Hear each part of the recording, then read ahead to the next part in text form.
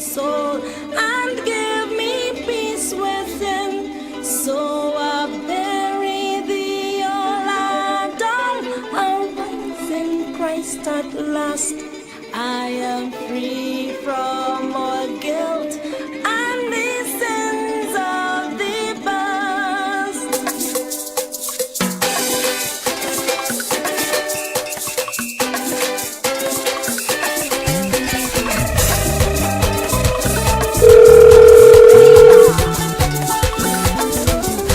I'm bound to give him glory, I'm bound to give him praise.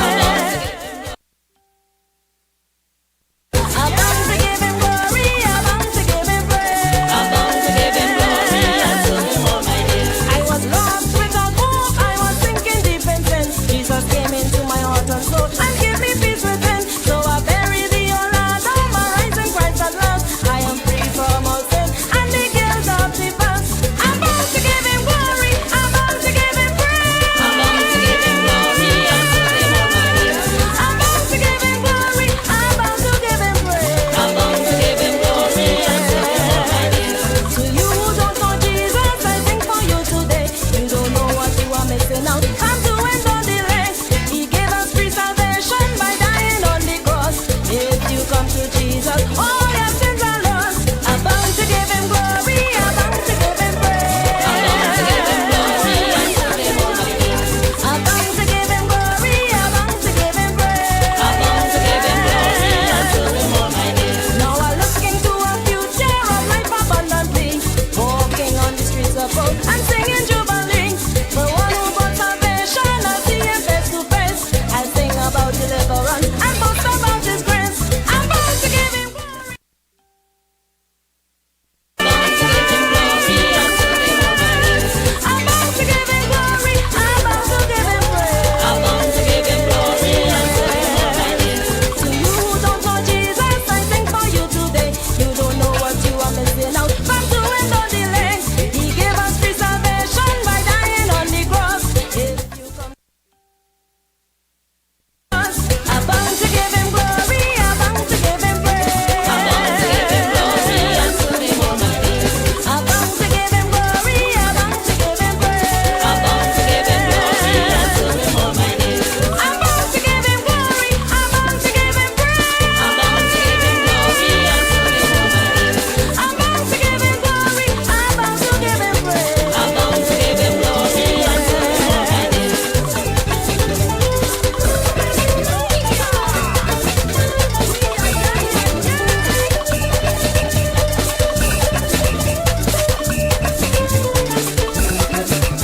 If you really, really love the King, why not lift your voice and sing? I'm bound to give him glory until the morning. Come on, lift your hands, stamp your feet, come on, praise him to the beat. I'm bound to give him glory until the morning. Lord, see me walking on the streets of gold, my sweet Jesus to behold. I'm bound to give him glory until the morning. See me walking on the streets of gold, my sweet Jesus to behold. I'm bound to give him.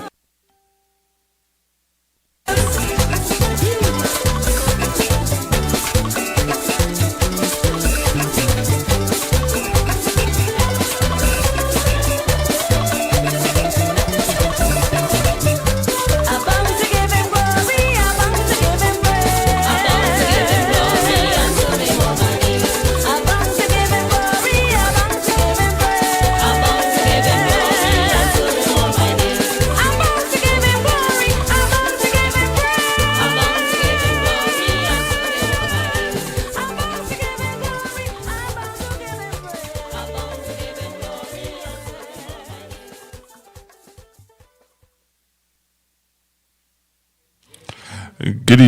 Good evening, Trinidad and Tobago. Good evening to those of you locked on to Constructive Talk. It is Monday, and yes, it's our time to discuss current affairs and issues in Trinidad and Tobago. You're seeing the flyer, so you know this evening I will be having my guest, my MP, Mr. Brian Manning.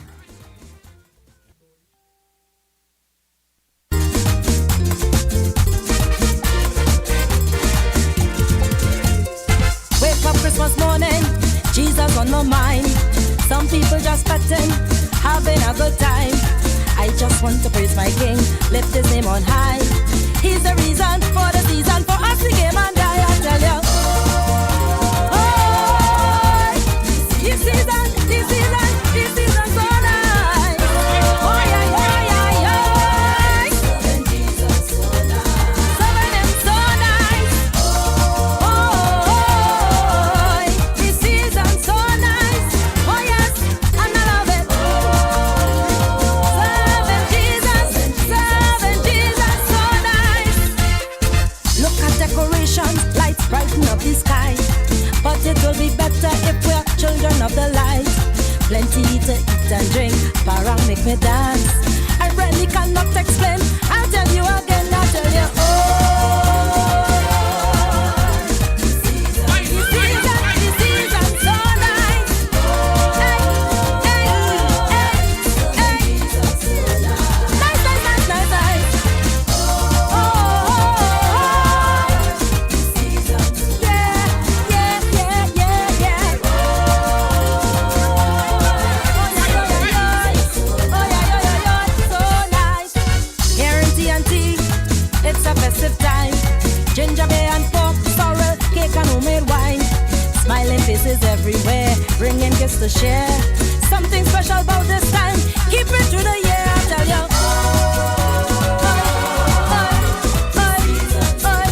This season so nice. Ay, ay, ay, ay, ay, ay, ay. Serving Jesus so nice. Oh, I love it, I love it, I love it, yeah.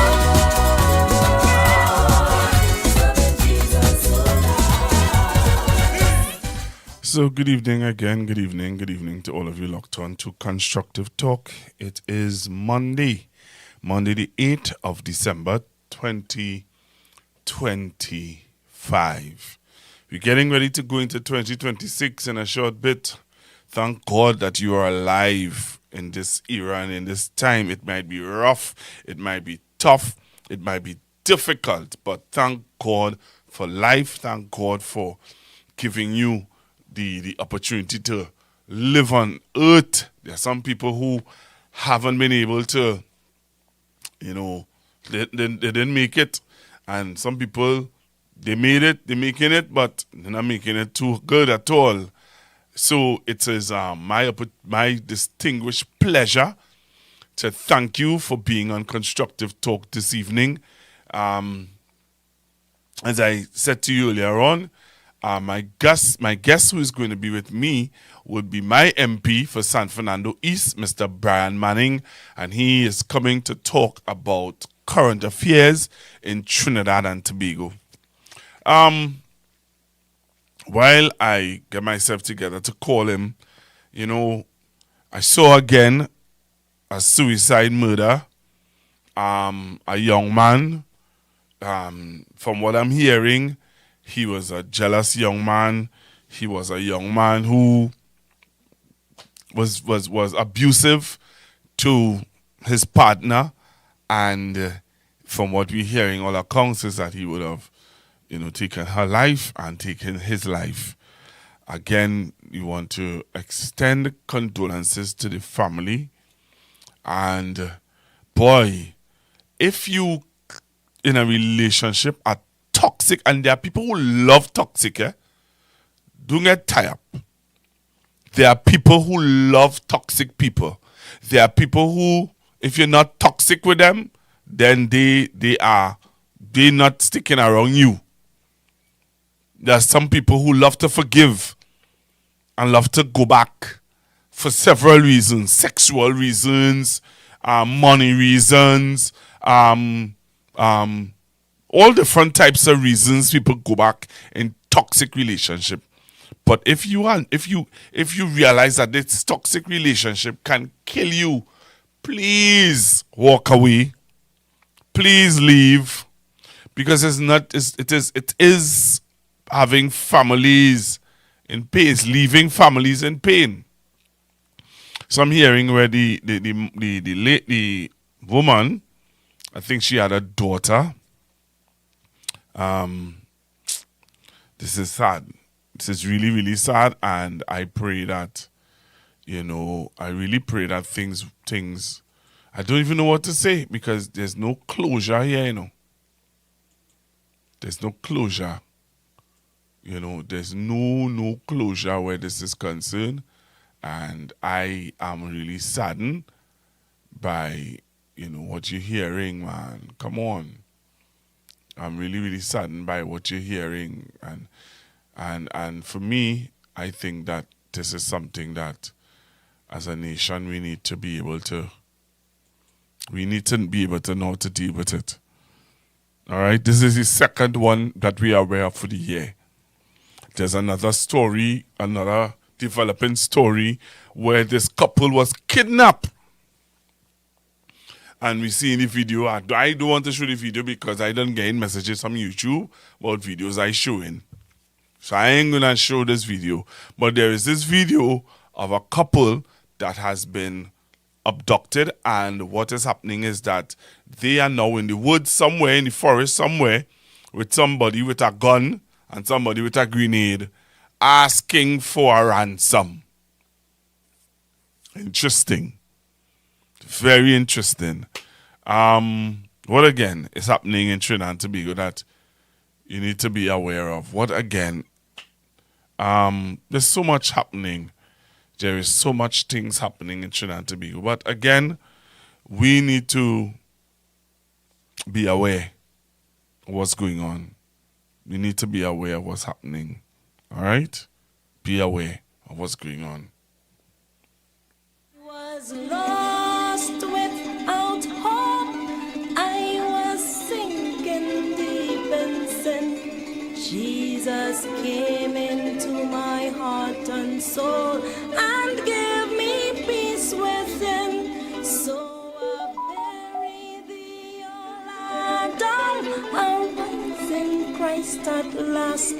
I am free from all guilt and the sins of the past.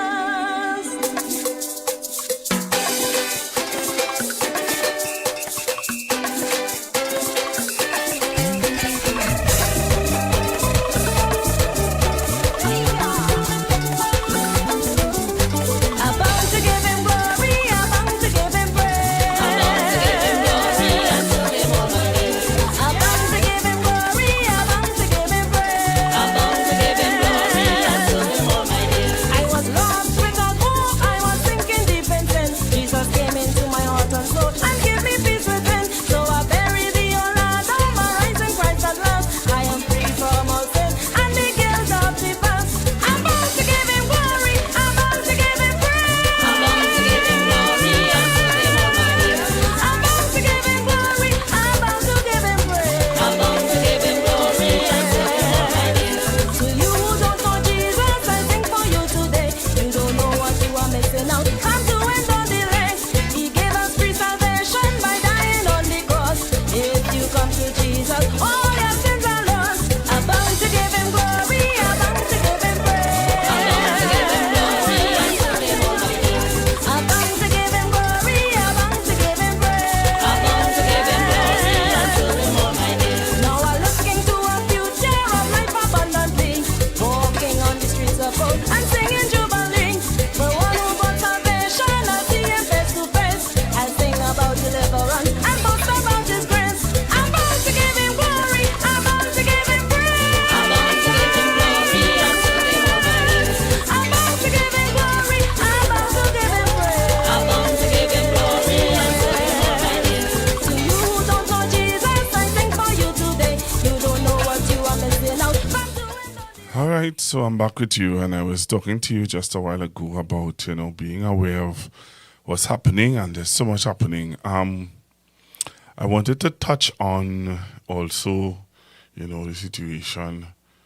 There's so much situations. There's so much. HGC contractors still haven't been paid.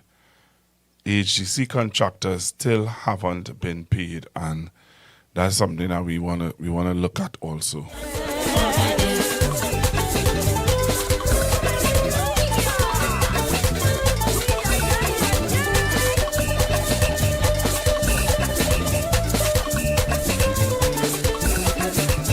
If you really, really love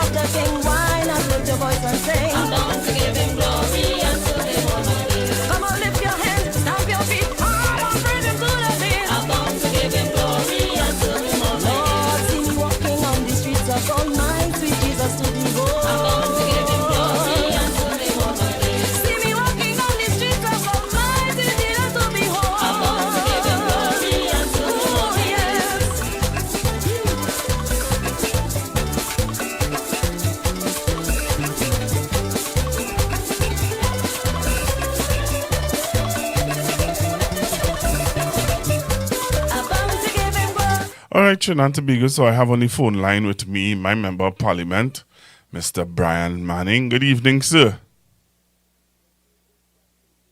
What going on there? I ain't hearing you just now. Let me make sure. I'm not hearing you. Let me make sure I hearing you. Good. All right. How you going? You hearing me now? Just now. I don't know what happened to you.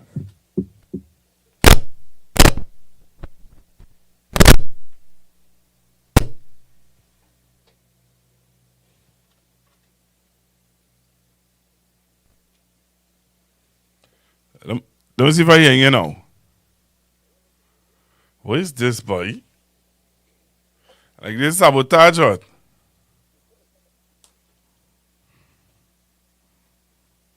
Check it in now. Hello? Who is this, boy?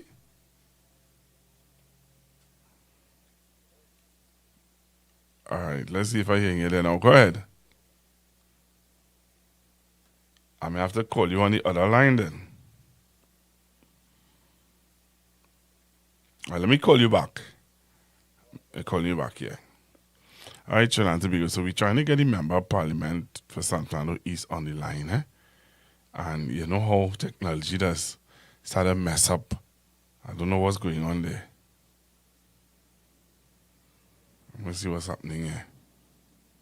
Hello, good evening. What's happening here? Hello?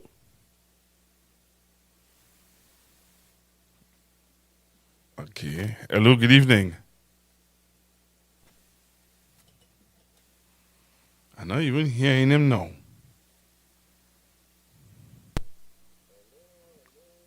All right, let's try that now and see. All right, I have you there now. Hello? Hello? What happened there now? Just now, I don't understand. I'm not understanding this. Like the UNC sabotaging me, you know. Wicked. Here you know. Hearing you know for sure. Hello. Right, you hearing me now? I can hear you. Alright, I don't know what's happening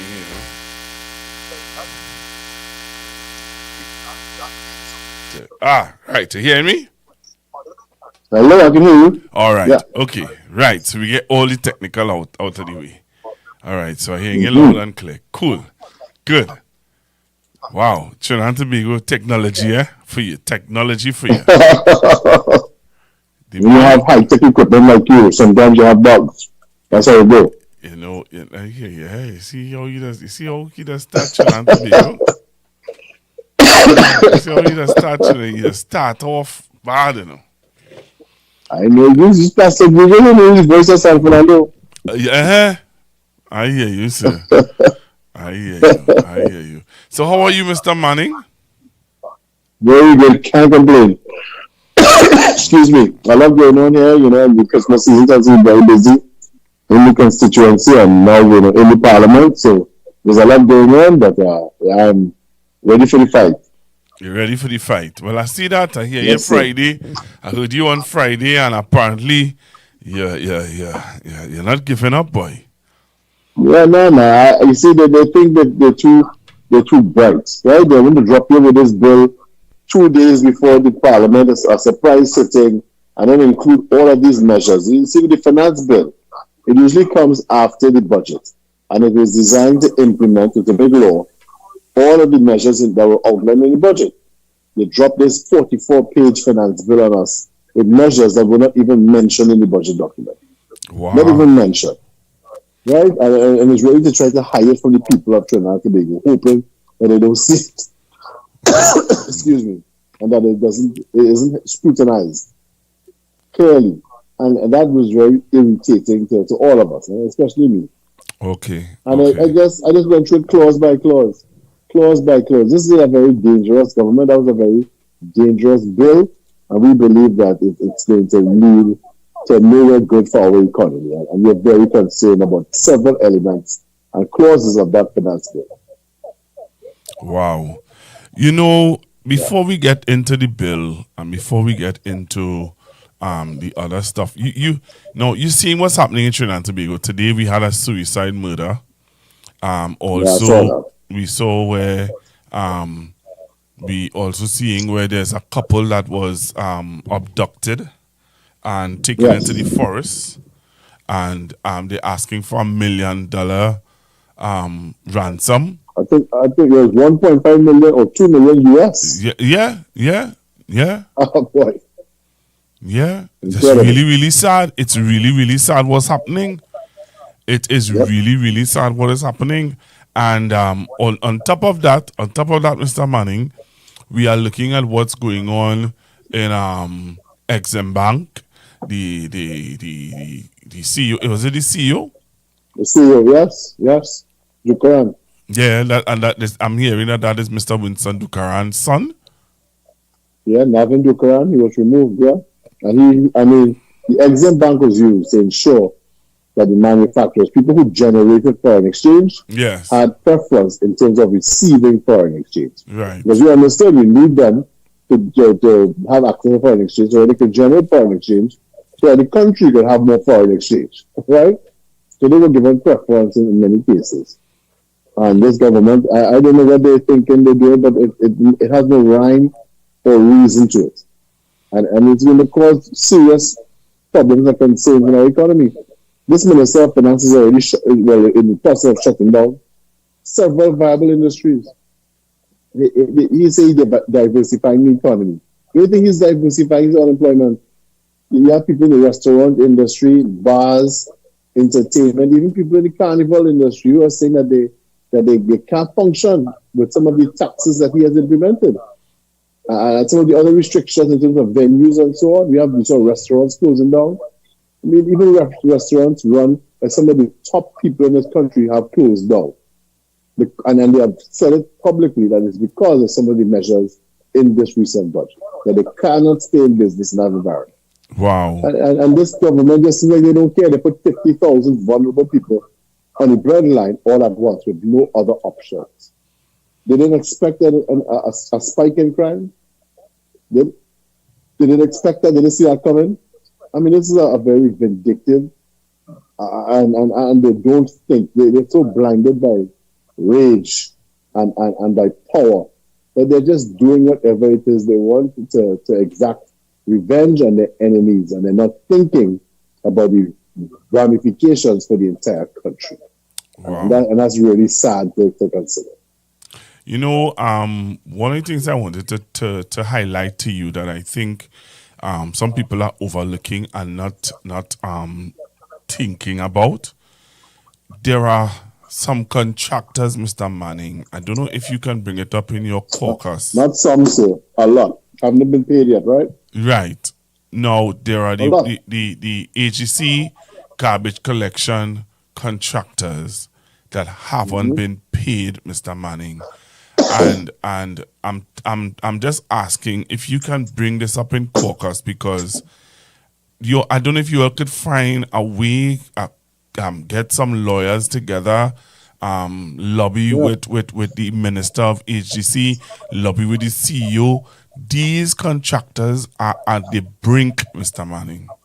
Yep, and these are small contractors, right? And they are being left to struggle. They shut that down.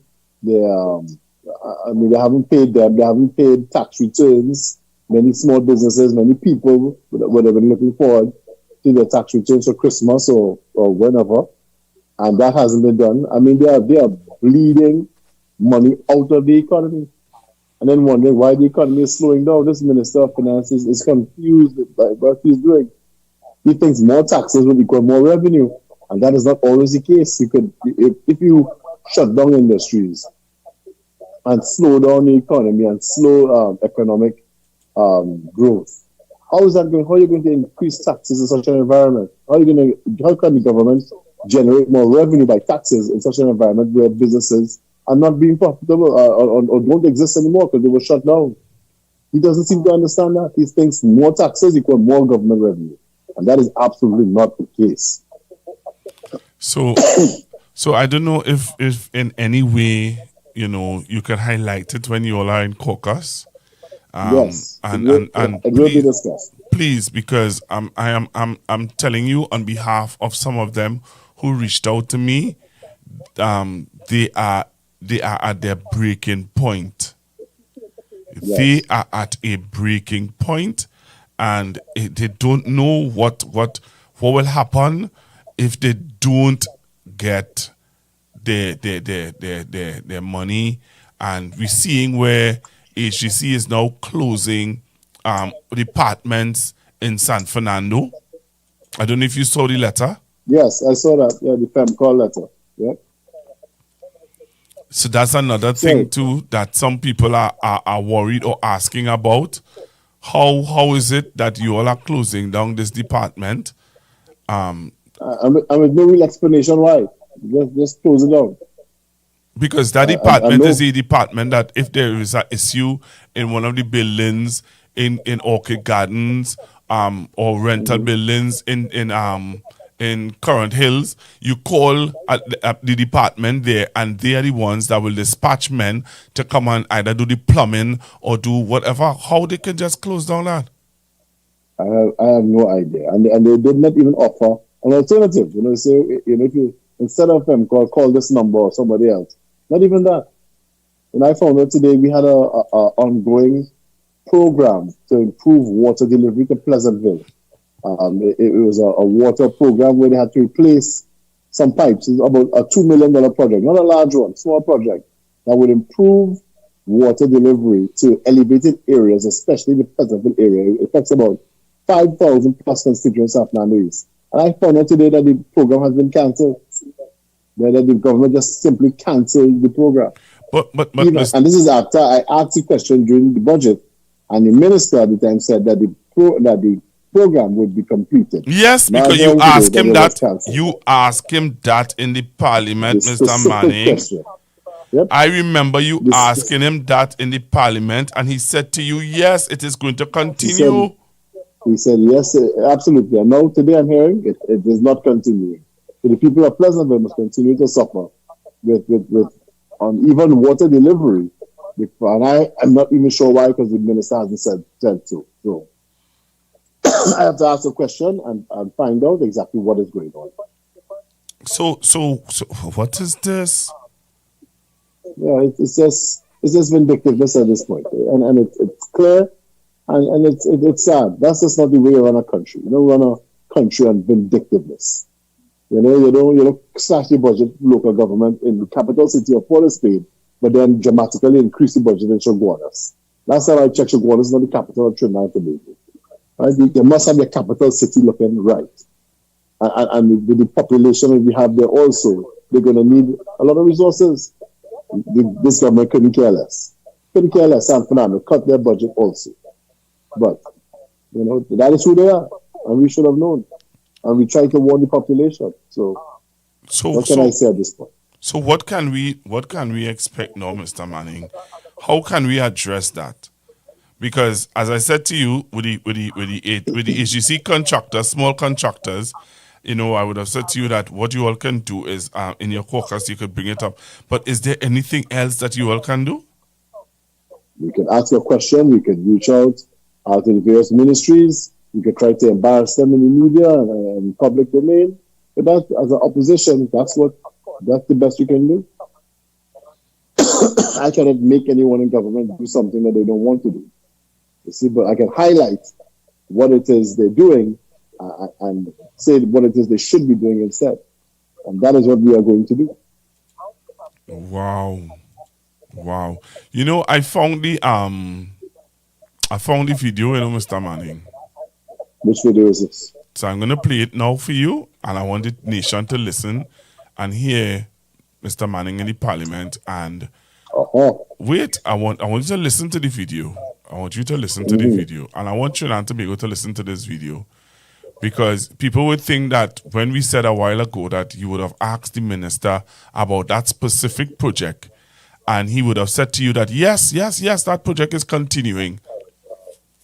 I want people to hear what it has happened so that they could understand that we're not coming here to create a story or a narrative or to lie to people. We don't have time for that.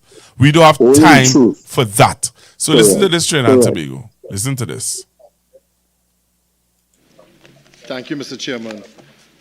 005-06-061, Community Water Improvement Program. I see here an estimate of $25 million. There was a program started under the last administration in Pleasantville called the Pleasantville Water Improvement Program, which would benefit over 5,000 residents of the community who have had water issues in the past. Will this program be continued by this government and the Ministry of Public Utilities?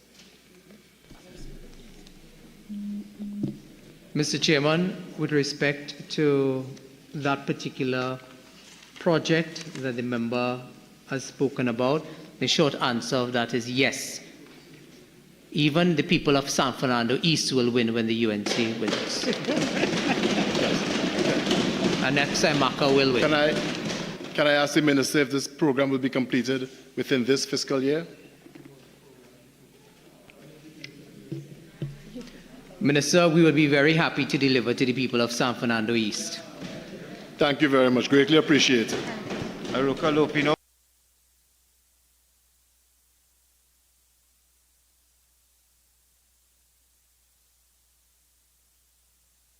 Mr. Manning. Yeah. I mean, I was sure to ask the question. I know what the issues are in the constituency. Yeah. So you heard it. And the thing about it is, you heard how he answered you.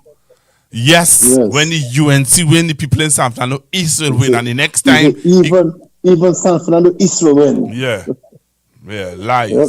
And now we're hearing the program been shut down in San Fernando East. Wonderful. So my question now is, Mr. Manning, now that we present these facts to the people of Trinidad and Tobago, what do they have to say? What do you all have to say? We are showing you all that these people are not honest. They don't stick to the truth. But they came into office on a campaign of lies. So what did we expect? Not governance by lies. That is who they are. That is who they are. Too many people expect somehow that a party that came into office on lies, on fake accounts and bots and online trolls, all of that is just lying to people and thinking that somehow that there would be something different winning office. That is not the case at all, and we should have known better. The other thing too, Mr. Manning, so we dealt with that aspect of my community, and also I dealt with the contractors, the small contractors that are in dire need of an intervention from the opposition. If in any way you all can stand on their behalf, create a cadre of lawyers, and the lawyers are able to stand up or present a case or do something for those small contractors, because they can't even imagine one contractor can't even go and get a lawyer for himself. Because let me give you an example of something, Mr. Manning. So imagine a contractor would be picking up garbage. The tire on the garbage truck pick up a nail or something, metal or something, burst the tire on the truck. That contractor have to borrow money to buy a tire to put on the truck in order for the truck to continue to pick up the garbage in communities. And HDC is unwilling to pay these contractors and their money. That could never be fair. That's the issue that we had previously in parts of San Fernando East, like current, when we had garbage collection issues. It was one because of payment issues. But now, there is no payment at all. You're going to see contractors just giving up their contract and not collecting garbage at all. They can't afford to keep operating and putting money out of their pocket, like you said, and no money is coming in. They're not getting paid for their services. You know, we thought things would change after the budget had been passed, but we're not seeing that. It hasn't happened. This government is short on funds, and that is why if you look at the budget and also the finance bill, the Minister of Finance implemented a host of draconian taxes, 100% increases in many areas because he's desperate to get funding. But, you know, in a situation like that, you are dramatically increasing the cost of living for everyone. I tell people in the public service, and I don't want to go too much into the public service tonight, but whatever you get, whether it's 10% back pay, increase in salary or whatever, it is going straight back into the coffers of the government. I'll explain. All of the high taxes That and is also it. the increase in NIS contribution. Right. It is almost a 20% increase in NIS contribution. So whatever money you get, I mean, it's not going to last long. It's coming in one door and out the other. Because the government has increased the cost of living in this country dramatically with its host of taxes and with your increased NIS contribution. So there's nothing to celebrate here. You see, some people haven't understood that as yet, Mr. Manning. So if in any way you can develop on that point for them, because, you know, today my aunt was sharing that with me. My aunt was saying to me that that because of the increase in people's salary range, so under the PNM, if you were making less than $7,000, you will not pay taxes. No tax on income for less than 7 or 7,500. One or the other. Right. So and now that you're getting an increase in your salary, it means then that your tax bracket will go up. Possibly for quite a few people, yes. Wow. Yep. But the NIS, explain the NIS for me. Yeah, but they increase your contribution. If you look at your pay slip every month, a certain amount is dedicated towards NIS payments. Now it has increased to about 19, almost 20% from what I saw. So you're going to have to pay more in NIS contribution every month. And how much? And that is an attempt to make the NIB fund more sustainable. So for those persons who would receive benefits and retirement from that fund, they had to increase the contribution. But they also had electricity surcharge. They put a tax on rent, tax on plastic bags. I mean, it's a tax on increase on fees and charges and excise duty at the port. Alcohol, cigarettes, every container that comes into Trinidad and Tobago, they put 100% increase a tax on that. Customs declaration transaction user fee, 100% increase. Tire tax, animals and birds, it's just 100% tax increases across the board. So some of them are unavoidable. So the businesses are going to pass on that electricity tax to consumers. Of course they are. All right. So whatever money you get in your pocket, it is not going to matter because it's going to go right back into the government coffers through taxes and increased NIS contribution. All right. That is the deceptiveness of this government. They're just out to deceive people, and that is why sometimes in Parliament when I'm speaking, I get upset, I get irritated because they just think that everybody's stupid. And I work real hard in my life to ensure that I wouldn't be stupid. And for people to just flaunt this stuff in your face as if you are stupid, I find it very insulting. Right. And they think that the people of this country are stupid. I want to play something for you, and because you would have highlighted this in your presentation on Friday, I believe. So listen to this. Now, this I'm going to play for you is when Ms. Bissessa was in opposition. Right? Yes. I want the nation and the persons. It's like it's a different person. I want persons who are on the live to share the live, and I want persons who are on YouTube share the link, and I want you all to listen carefully to when Ms. Kamala Prasad Bissessa was the opposition leader, what she told Trinidad and Tobago. Take a listen to this. So take a listen, Mr. Manning. Yes, listening. I want to raise another matter of concern that people have been bringing to our attention as your elected representatives. The driving population. They're confronted daily by the challenges of navigating our bad roads and now the heavy hand of government in the licensing office.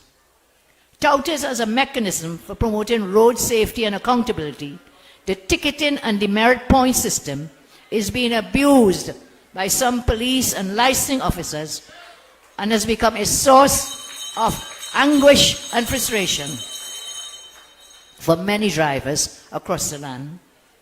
Instead of instilling a sense of responsibility, it has bred fear and resentment, fueled by a lack of transparency and trust in the licensing authority. The government should review the demerit system.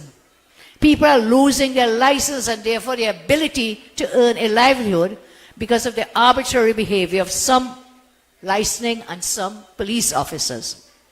Some of these officers seem to be on a power trip, bullying and abusing our citizens regularly.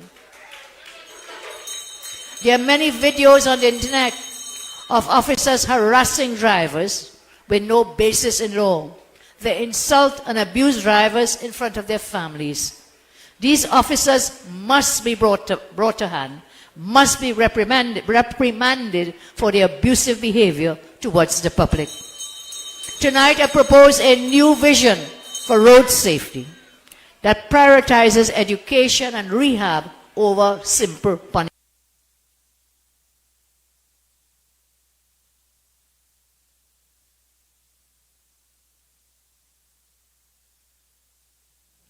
Mr. Manning, you heard that? I heard it, sir.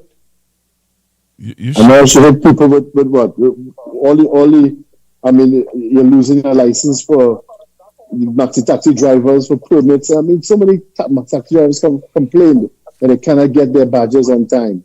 They cannot get their bus route passes on time.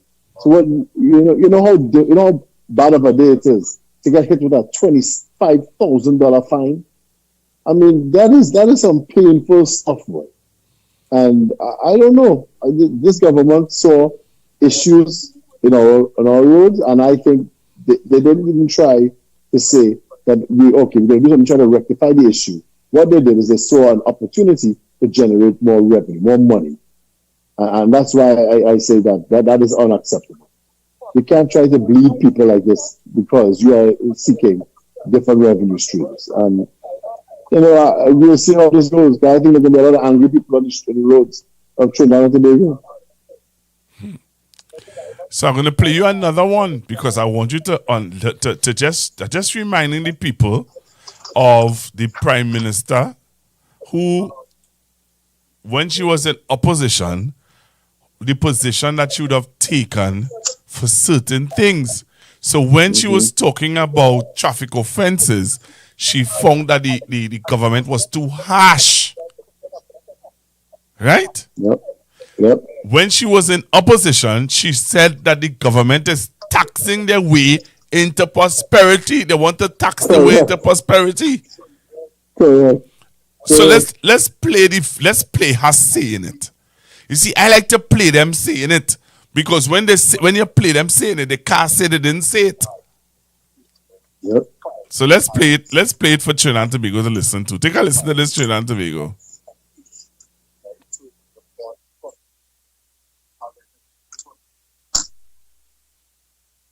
The only thing they know is tax, borrow, and spend. Online tax, tire tax, can you imagine a tire tax? You don't even have proper roads to drive on, you have to pay a tax for the tire to drive on the bad roads. Corporate taxes increased, value-added tax, property tax, and by the way, if you make that mistake on August 10, they bring back that property tax. Huh? Property tax, everything is a tax. I've always said you cannot tax an economy into prosperity. As a British Prime Minister once said, and I quote, "For a nation to tax itself into prosperity, it is like a man standing in a bucket and trying to lift himself up by the handle of the bucket."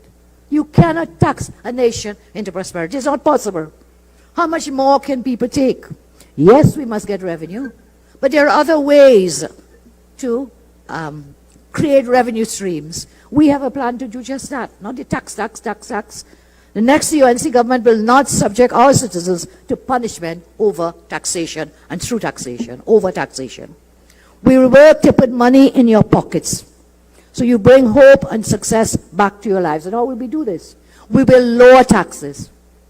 I repeat, we will lower taxes, corporate taxes, and personal income taxes. And of course, we will take off the VAT again on food items, as we did before. Over 7,000 food items, we had removed the VAT, which they put it back on, and then tell you you have less VAT to pay. So we will lower the taxes. And by doing that, this would enable each and every citizen to be able to invest in the way of life they deserve. By reducing taxes on small businesses, we'll open the way for thousands of jobs to be created, and thereby putting even more money in the pockets of our citizens. By reducing taxes for businesses, we would encourage investment, increase competitiveness, and allow for the expansion of business operations. We will remove the nuisance tax, that is the online purchase tax. We will remove the online purchase tax. All that is done is added to the burden that small businesses and micro businesses face in obtaining supplies. The UNC wants to make things easier for businesses to thrive. And in the current climate of this global pandemic, it is more critical that we create the environment for businesses to strive. When they strive, the population does well, the jobs are created, and there is a better quality and quantity in terms of a livelihood under such a regime. We will not proceed with the PNM's poorly thought out revenue authority. So it's tax, tax, tax, borrow, borrow, borrow, spend, spend, spend. So they want a revenue authority. In the law, in that revenue authority, they want to put a minister of finance as a man picking who is going in that revenue authority, because they really want to get into your business. Their whole thing is to get into your private business. We rejected that revenue authority, and a UNC government will not proceed with a revenue authority. Then what will we do? We will... Mr. Manning. Yeah, I'm in shock, to be honest. And I've heard it before, and I'm still shocked by it. It's incredible, because they added 100% to the same tire tax. They didn't remove it; they added 100% to the tire tax. The same TTRA that they destroyed. They come now with the Board of Inland Revenue and try to add 2 political appointees to a previously independent Board of Inland Revenue. So she said that the TTRA, the government want to mind your business, so now they put 2 political appointees on the BIR to mind your business. You know, and you saw, the hypocrisy of it all is so maddening. It's upsetting. And you know early on that you just cannot trust these people. We have a government minister calling people private information on a platform, a political platform. That should never happen. Politicians should never have access to citizens' private information. They are not writing it into law that the minister has direct access to such information. That shouldn't be. Wow. That shouldn't be. They want to violate your privacy. They're hitting you with taxes on every term. They're creating more and more unemployment. I don't know what the plan is of this government. I don't know what the plan is. I mean, it's to make people who support them do well and everybody else should suffer. What kind of country is that? Is that where you want to live? It doesn't make sense. So tell us, Mr. Manning, I want you to just share with us a little bit now. So on Friday, when they presented the bill, and you would have, because I saw you in full flight, there were some things that you were sharing with the nation that they should be concerned about. Yes. There are some things that we may have, that because we may not be financially literate and we may not be aware of the underlying issues, share with us, just share with the nation some of the things that you think that we should be a little more aware of from that bill that was presenting on Friday. Is the increase in external debt limit. That's is it. Beautiful. Go ahead. Right? And what that says is that they can go on an external market, international market, and borrow money. The limit used to be 500 million, I think it was. Right. 500 million without it coming to Parliament, they have to be debated. And when that happens, you had to come to Parliament, you had to explain it, you had to say what it was for, who you're borrowing the money from, and how you're going to repay it. They have changed that limit to $45 billion. Right? From 500 million to 45 billion. And that is entirely designed. Is that US? It is, what is it? I think it's TT. Okay. TT. Yeah, All not right. WS, no. Okay. Yeah, TT, right? And what that means is that they can go and borrow money in the international market and not have to tell anybody anything about it. They don't have to come to Parliament. They don't have to say anything. And another thing, this government has shown a level of contempt for the Parliament and for the people of this country that I have never seen before. They cutting debates short, not letting people speak. They trying to avoid the Parliament and really being held accountable to the people of this country at every turn. At every turn. So now they want to borrow money externally. Right? And when you borrow money externally, you're borrowing money in US dollars. And if you borrow money in US dollars, then you have to repay in US dollars. And we already have a shortage and a challenge with accessing US dollars in this country. So that is what makes it extremely dangerous, borrowing that kind of money in US. Could you tell us how much shouldn't be scrutinized? How much is that in US? 45 billion. Yeah. A rough number you could divide by 7. It's about what? 7 billion US, somewhere in that region. Okay. 6 or 7. 6 or 7. Yeah. Right. Is that billion? And how much do we have in the Heritage and Stabilization Fund? About 6 billion. That's the whole HSF fund. So basically they're borrowing on how much they have saved. So let's say I have $20,000 saved, and I decide I want to borrow 20,000 on my 20,000. No, they can't borrow off the HSF. They couldn't do that. But I mean, what you would look at if you're a bank lending in US dollars is our source of US, which would be the HSF and our foreign reserve. Right. They already removed $1 billion from the HSF and foreign reserve. I think it was 600 million from foreign reserves and 400 million from the HSF, or the other way around. Only two. And they are yet to explain to the people of this country what that money was used for. No matter how much we ask them, they won't answer the question. They haven't said a word yet. Right? Wow. So when they borrow money now in the external market, and we ask a question, we have to go through what you call it? We have to submit letters to them, send legal letters just to get information that they should be sharing with the public in the first place. You have to use the Freedom of Information Act to get information that should be readily shared in the Parliament, and so that the people of Trinidad are aware as to how the issues are being managed in this country, how their affairs are being managed. So that is worrying to me.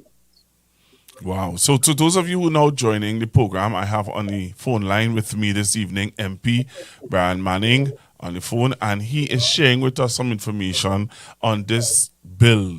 What was the name of the bill, Mr. Manning, if you don't mind me asking, on Friday? Finance Bill 2025. Finance Bill 2025? Yeah. It's usually where you implement the measures that were spelled out in the budget document.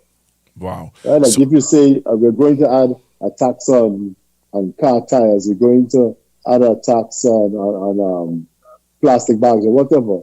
Now you have to come with those measures in a bill so that they can be passed and you into law. So it becomes codified. You had you can't just say it in the budget and it happens. You have to put it into law. Right. Okay. You had an issue with one of the points I realized that you had a real problem with, apart from this borrowing, you had a problem with the landlord tax. Yes. Explain to Trinidad and Tobago, and by extension the world, Listen, what is your concern about this landlord tax? This UNC government has spent the past 20 years, almost 20 years, opposing the property tax in Trinidad and Tobago. The property tax. If you remember what the Canadian property tax was, it was supposed to be a tax on the annual rental value of a property. Mm-hmm. And it was going to be a 2%, it was going to be a 10% discount. And then 2% of what is left in annual rental value, which is one of the lowest property taxes in the hemisphere, right? 2% of annual rental income.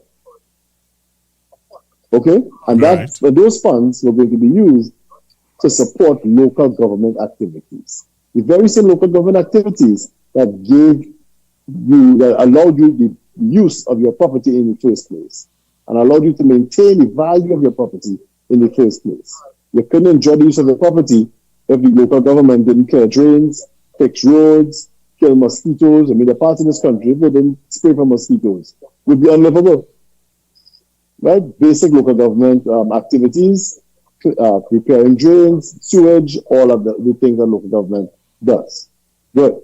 So they were against it from the start. Act to tax, blah, blah, blah. No, you can put us in office, no property tax. So I am going through the document, and I come across the landlord business surcharge. Now, the landlord business surcharge is first of all, it's for anyone who is renting part of their property, okay? And the tax is based on something called the annual rental income, right? Right. What was he paying in property tax based on? The annual rental value, not so? Yes. I'm telling the people of Trinidad and Tobago that there's absolutely no difference between the annual rental value and the annual rental income. It is exactly the same. Except that the UNC is saying here that they're going to tax landlords in this country on the rental value 2.5% of gross annual rental income of 20% of $20,000 or less. So few people will be renting any part of the property for $20,000 a year or less. So more likely, you'll be paying 3.5% of the gross annual rental income exceeding $20,000 a year in rental income. And plus, you have to pay a registration fee. Before you pay anything, you have to pay a registration fee of $2,500. That is what they're saying. It is a bold-faced hypocrisy of this measure here. And I would be ashamed after all the things that all of them have said about the property taxes and all of that, to come here in their very first budget after winning an election and presenting another form of exactly the same property tax. In finance, there are three ways to value a property, right? You have the cost method. That's when you find the market value of everything in your home, Right. and you add it up, and that's the cost method. Right. It's the comparison method. You have to find a house similar to yours that recently sold, maybe in a similar area, and then you can use that to really try to calculate the value of your home.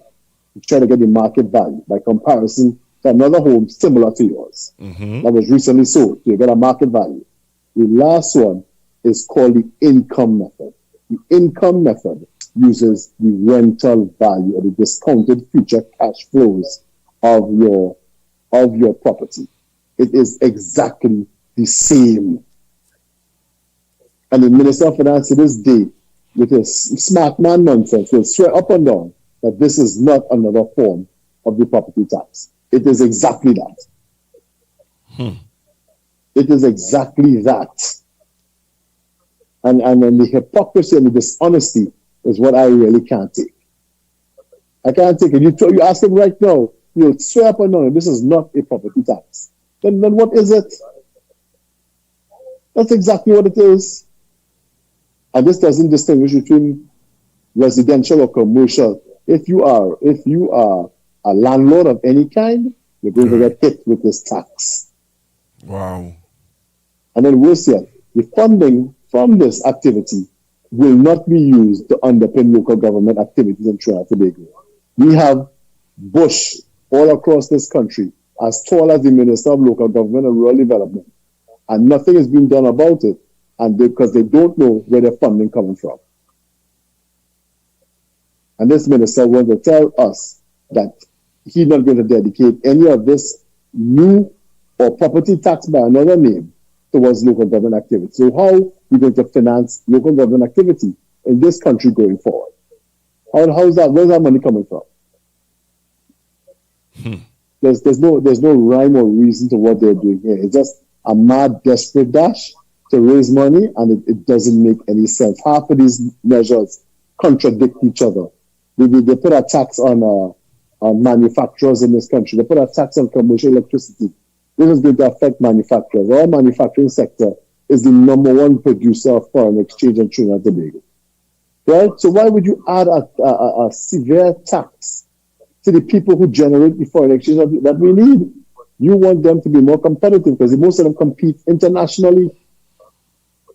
Right? The minister didn't cross his mind. He just picked over that tax. So now they're less competitive. And you know what's the major competitive advantage of manufacturing in Trinidad and Tobago? Low electricity costs. So that is one of their number one inputs, one of the number one costs in manufacturing, the cost of electricity. You add a tax to that. So you hit them where it hurt the most.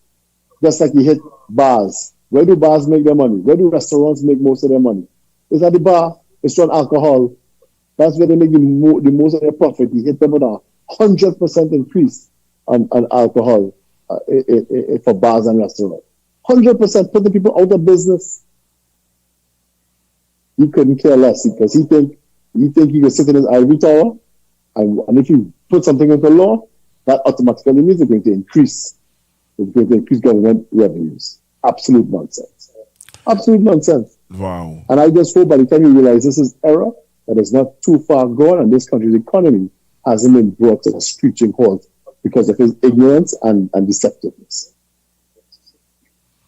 I saw where the PM on Friday appeared in the parliament just to speak to leave. But something she said that I wanted to hear your view on, and I wanted you to explain to the listeners or tell the listeners what is your view on it. All right? Sure. The PM spoke about significantly, she spoke about public servants during the pandemic. And she said that the public servants, on Friday, she said that the public servants who would have worked through the pandemic and who would have kept us safe and who would have kept us healthy, they deserve to get, their 10% and the back pay and stuff like that. But are you aware that the nurses, Mr. Manning, are not a part of PSA, some of them, and may not get the 10% or even get back pay? Listening to what the member for Labray, Mr. Elder, was saying, apparently if you're not in the PSA or OWT, you're not getting 10%. That is what I heard Mr. Elder say. And then I heard something of, I stopped following that issue when I saw that the president of the PSA started fighting with the CPO over cash and non-cash. I said, okay, this is too much back and forth. I will leave these people to fight this out and embarrass themselves because it just became more and more ridiculous. Right? And I'm warning the members of the public service. You see this cash and non-cash nonsense? I'm guessing that non-cash means government bonds. Let's say you get your 10% back pay. Half is in cash, half is in government bonds. And you decide you want to sell these bonds into the local market to receive cash for those bonds. Okay? Let's say you got back pay of $10, you got $5 in cash, you got $5 in bonds. When you sell those bonds into the local market, you're not getting back $5, You're going to have to take a haircut. So you might get back $4 or even $3 for those bonds. So no matter what they tell you, you are not getting 10%. You are getting less. And that is one of the reasons why they want to give you bonds instead of cash, because they cannot afford to pay the back pay, which is exactly what it is the PNM said from the very beginning. And we also knew that if you give one or two 10%, you have to give everybody 10% too. And everybody has come out clamoring for 10%, as they should have expected. Wow. So I don't know what more to say. It seems even Sister Felicia was bamboozled by this government. Even she seemed confused by what was being offered. So I leave them to their imbroglio, and I wish them well. Well, the Prime Minister said something also in the Parliament on Friday, where she would have brought out the point about the CPO. She said that the Yes. CPO is an independent individual. Yeah, the Prime Minister playing smart with foolishness. The CPO could only offer what the government gives it. The CPO can't decide on his own to offer something that the government can't give. So the Prime Minister is again trying to confuse people with nonsense. The CPO can't independently go there and say, okay, we'll take 20% now. Okay, good, 20%. And then tie the government to pay 20% when they don't have 20% available. He can only offer what the government gives him access to. And that is that. That is that. He's an employee of the Ministry of Finance. Wow. This is interesting. This is very, very interesting. And more when you listen and you look and you hear, you wonder what is really going on in the minds of of the people who govern in Trinidad and Tobago, because the things that they're saying is not adding up, Mr. Manning. It's not adding up. No, because they're busy enjoying the power and the spoils of being in office, and they're not too concerned with governance of Trinidad and Tobago. The UNC does not have the ability to govern this country. And you would think in 10 years, you'll have all sorts of proposals and plans ready to go for if they ever were to end up in office and they have nothing more to offer except more taxes and borrowing more money. And that is it. And using their power in office to bully people across this country. That's what they've been doing. Bullying CPAP workers, URP. I couldn't believe that they could shut down those programs and not have a replacement program for so many vulnerable people in this country. I can't believe it. This is getting more and more interesting, Mr. Manning. It is getting more and more frightening, to be honest. Yeah. It's frightening. Yeah. So I'm seeing where other unions are coming out. I don't know if you heard the news tonight with Tutor. No, I missed it. Sorry. You missed it? Well, I'm going to play it for you because I want the listeners to understand that the unions, as you rightfully just said, that there are unions that are not happy. The unions that represent the workers at the San Fernando City Corporation, they signed off on their back pay and their pay increase on the 26th of April. Right? They signed off on the 26th of April. They would have after signing off on the 26th of April, the CPO then said to them that they can expect their back pay or whatever in August. I think that's how it went. I also understand that when the government changed, the CPO told the trade union leader, hear what? There's a new government in place. I need to inform the minister that he has back pay to pay and an increase. He went to the minister. The minister then said to him, okay, cool. We will pay whatever we need to pay. The minister stood up in Parliament. And mentioned the San Fernando City Corporation workers and their back pay and their money. Now you hear the minister saying that he don't know nothing about nobody else getting back pay before Christmas.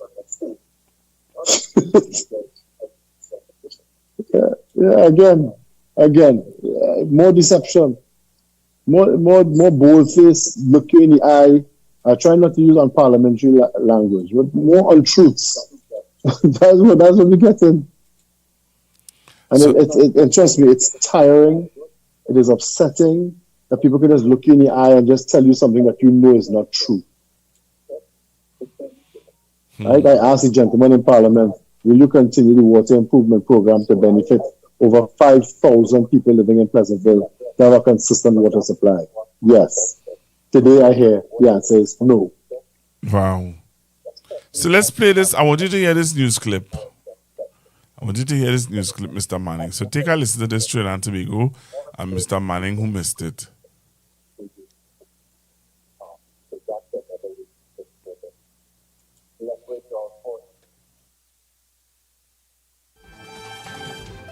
A major showdown is looming in the public sector with both the Unified Teachers Association and the National Union of Government and Federated Workers warning that the government's proposed 10% wage settlement offers little comfort to workers who still cannot secure their basic entitlements or long-delayed back pay. The two unions representing tens of thousands of workers say the state's recent posture amounts to increasing instability, disrespect and financial strain on public officers heading into Christmas. Speaking on the Morning Brew, NUGFW President Christopher Street, who represents more than 17,000 active daily rated workers, says the settlement for the PSA sets an important benchmark, but warned that daily rated employees are among the lowest paid in the public sector and cannot survive on anything less than a meaningful cash-based improvement. We may not finish at 10 because our members, as we know, as we said, are the lowest rung. 10% on a high figure is not the same thing as 10% on a lower figure. So we want a living wage. That is what we want to establish for our members, a living wage. Just imagine, the last time we got to increase my better, most of our workers can't afford cars and vehicles. They have to travel. A short drop was $2. You know what a short drop now? And they would have had to manage that and pay for their children and everything. TUTA President Crystal Ash revealed that TUTA will convene an emergency general council meeting where the organization is expected to decide its next steps, as he says frustration is reaching a tipping point. Ash urged the Ministry of Finance to keep its promise regarding outstanding payments and called on the Chief Personnel Officer to act swiftly. Now, the General Council is fondly referred to as the War Council in TUTA. So basically, the War Council meeting tomorrow, and we're going to do what we do. So like I tell you, I start off with a little red, a little fiery, and there's more fire throughout the day, and there's more fire coming. Now, not to be disrespectful to the minister or the government or anything like that, but the right thing is the right thing. My father always taught me that. He said the wrong thing can never be the right thing. And if you do the right thing, you have no problems. But you have people doing the wrong thing, and then other persons like myself or other union leaders being quiet about it. We will not be quiet. We will not be silenced. TUTA will not be silenced. Union leaders say many of their members have already endured years of frozen wages, postponed bargaining periods, and no clarity on when they will receive what is owed. Last week, Finance Minister Devendranath Tanku stated that other unions will have arrears paid in the first quarter of 2026. Oh boy. You heard that, Mr. Manning? Yeah, I heard it. And what are your what thoughts? Did we expect? What did we expect? If you give 10%, what do you think the others are going to ask for? Not 10%? We all knew this. And that is why the PM was responsible in saying the country cannot afford to give everyone 10%. That was just the honest truth. We knew the financial situation that the country was in. We knew that that international energy prices were not going to be going up anytime soon. We knew that we were in for a difficult stretch as an economy. We knew it, and we said so. And people rather believe boldface lies from this government than to accept the truth that was told directly to them.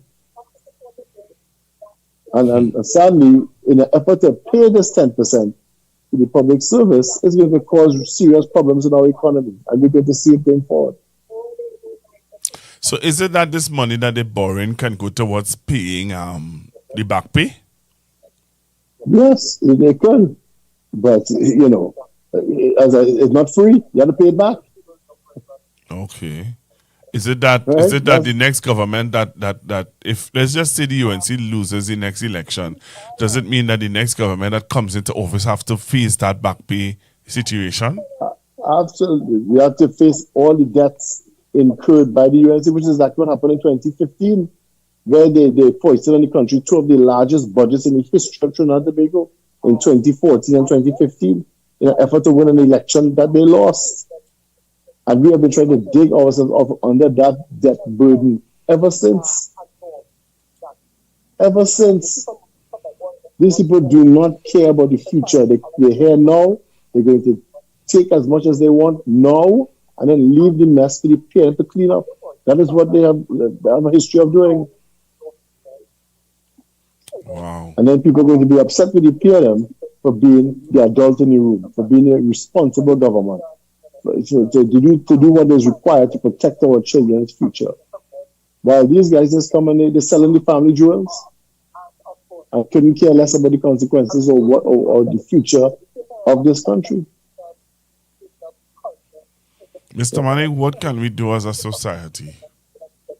What can we do as a nation? I think this government is being protected by this SOE. Because I'm pretty sure if there was no SOE, marching would have started already.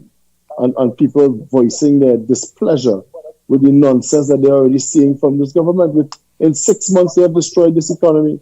In 6 months, the party that campaigned on no new taxes has a minister of finance that people are calling tax coup. I want to think about that for a second. They campaigned on no taxes. They calling the minister of finance in office for 6 months tax coup. Because that is all he's doing. You know, there's only so much disrespect I think the people of this country are willing to take. And eventually, when the time is right, the People's National Movement and others in this country who are tired of the disrespect and the bold-faced untruths are going to take to the streets and send this government a message they will not soon forget. You know, somebody is saying on the live that, you know, one way we can protest is either not shopping. Some people say don't shop. Hold your money. You have to watch your pockets. Yeah. And you say that's the whole thing. It has a domino effect. Right? People stop spending, businesses start hurting, businesses start closing down, and it's more and more problems. Could you open up the lines, Mr. Manning, to take some calls? Yeah, can we take a 5-minute break? Sure. I'll do that. Sure. All right. Thank you. All right. So Mr. Manning is taking a 5-minute break to come back with us. All right. In the meanwhile, Trinidad and Tobago, I think some of us are not the reality haven't hit some of us as yet. You know that? The reality of what we're facing haven't hit some of us as yet. So if you're now joining us, I'll just play back for you some of the things that we talked about. We looked at the Prime Minister, back then opposition leader, talking about these taxes and the demerit points. And the government back then, she said the PNM was using the demerit points to get money. Right? I want to just play it back for you. Take a listen to what Ms. Bissessa had to say back then. I want to raise another matter of concern that people have been bringing to our attention as your elected representatives. The driving population. They're confronted daily by the challenges of navigating our bad roads and now the heavy hand of government in the licensing office. Touted as a mechanism for promoting road safety and accountability, the ticketing and demerit point system is being abused by some police and licensing officers and has become a source of anguish and frustration for many drivers across the land. Instead of instilling a sense of responsibility, it has bred fear and resentment, fueled by a lack of transparency and trust in the licensing authority. The government should review the demerit system. People are losing their license and therefore their ability to earn a livelihood because of the arbitrary behavior of some licensing and some police officers. Some of these officers seem to be on a power trip, bullying and abusing our citizens regularly. There are many videos on the internet of officers harassing drivers with no basis in law. They insult and abuse drivers in front of their families. These officers must be brought to hand, must be reprimanded for their abusive behavior towards the public. Tonight I propose a new vision for road safety that prioritizes education and rehab over simple punishment.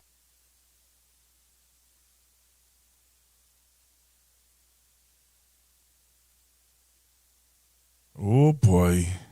So we have Mr. Manning back with us. Hello, good evening, sir. Yes. Hi, yes, thank you. All right. So what we want to do, we want to take some calls. All right. We want to take some calls. Yeah.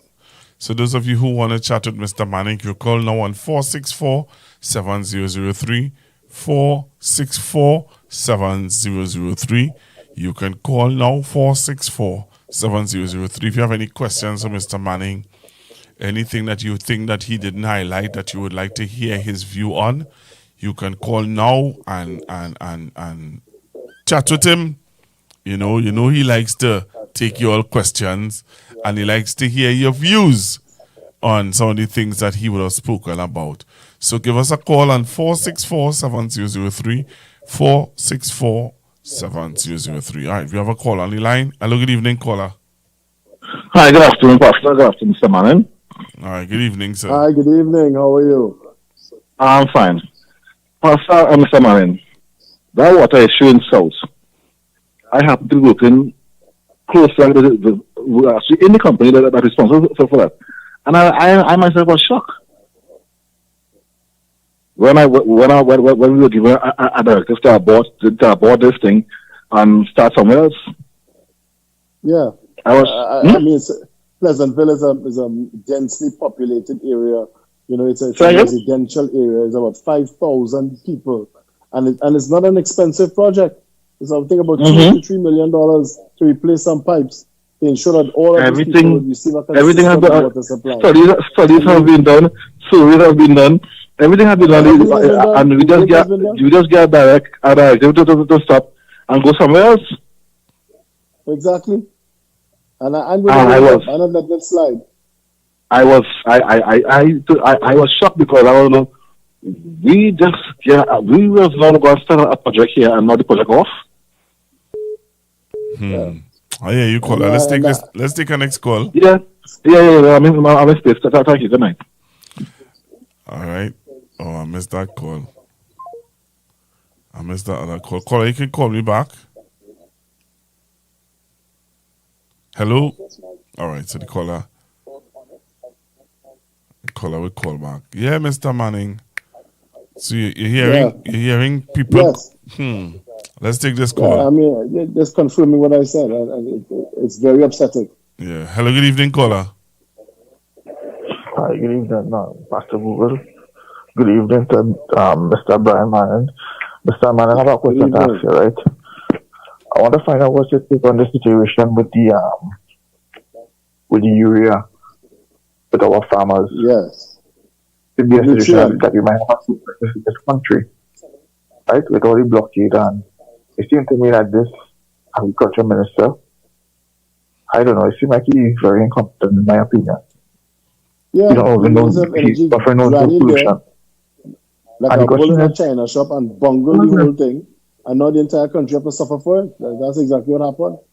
You know, he's supposed to be one of the more experienced people. And he ran in there and just bungled the entire thing. Because he didn't understand how to deal with many of these multinational energy companies. And they taught him a lesson. And sadly, the country is paying for it. Okay, well, I am very, very concerned about that one because this is a situation between Venezuela and the United States, and the blockade could be in serious trouble. Right? And I was listening to why did the farmers not write them and blame the ministry the government for this problem? I find it very quiet. We didn't hear that question, caller. Say it again. Yeah, I didn't hear that. Why did the farmers and them not complain about the authorities with all this with the shortages? Usually, if it wasn't the other way around, they would have blamed Dr. Rowe.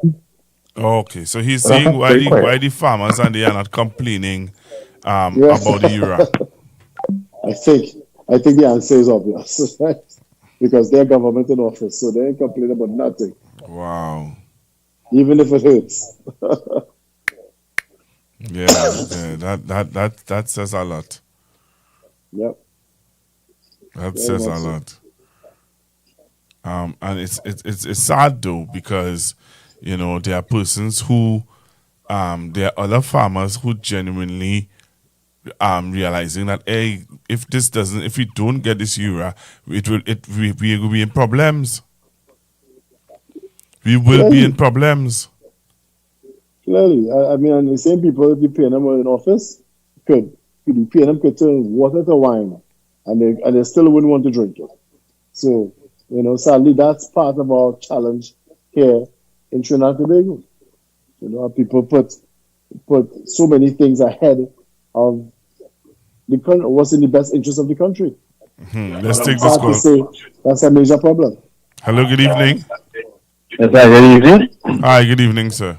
Yes, hi, good evening, Pastor Google and Mr. Brian Manning. Hi, good evening. To me, right, this situation was going on in Trinidad with the SOE and everything that's going on in Parliament. Why is the PNM so soft on these matters? Because, hear me out. Had this been the PNM doing these things, the UNC would have taken all these things to the court.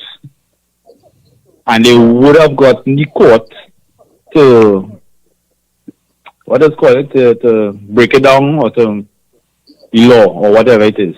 There's so much things going on, and I'm not seeing the PNM at it.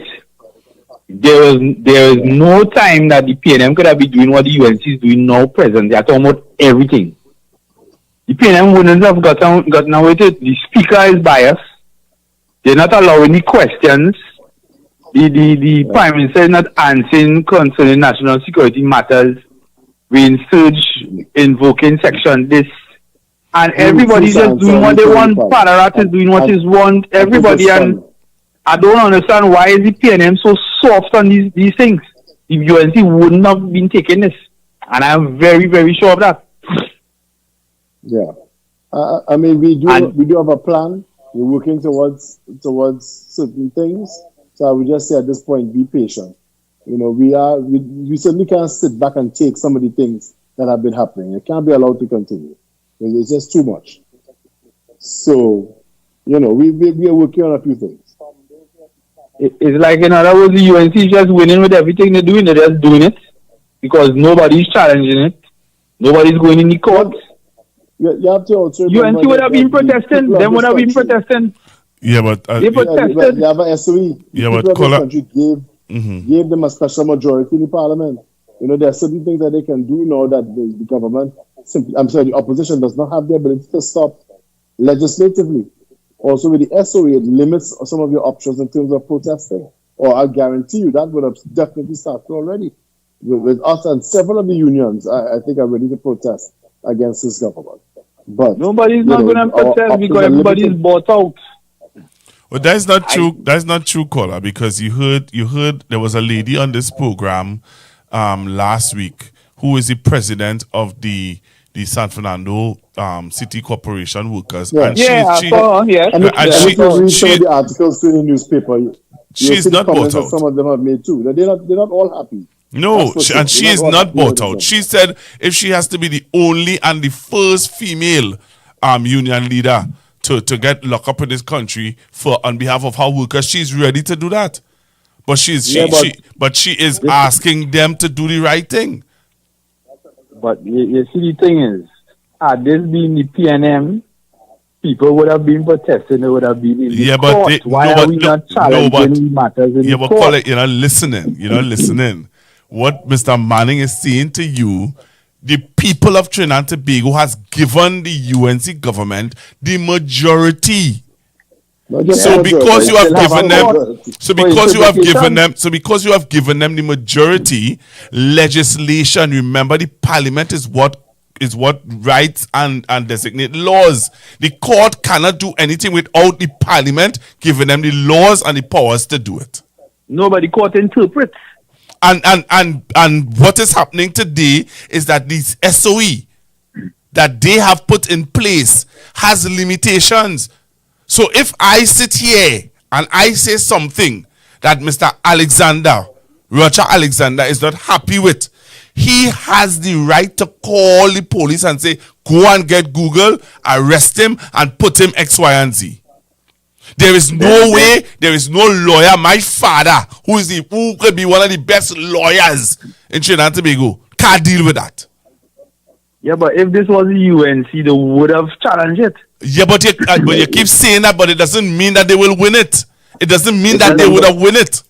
Yes, it's not about winning. The UNC, the things with the UNC, they don't. It's not about winning. It's about challenging the system. Yeah, but we know. Yeah, but my thing, you're not understanding that challenging that does not make any sense. You just saw where there's a man who was arrested, who was a prison officer.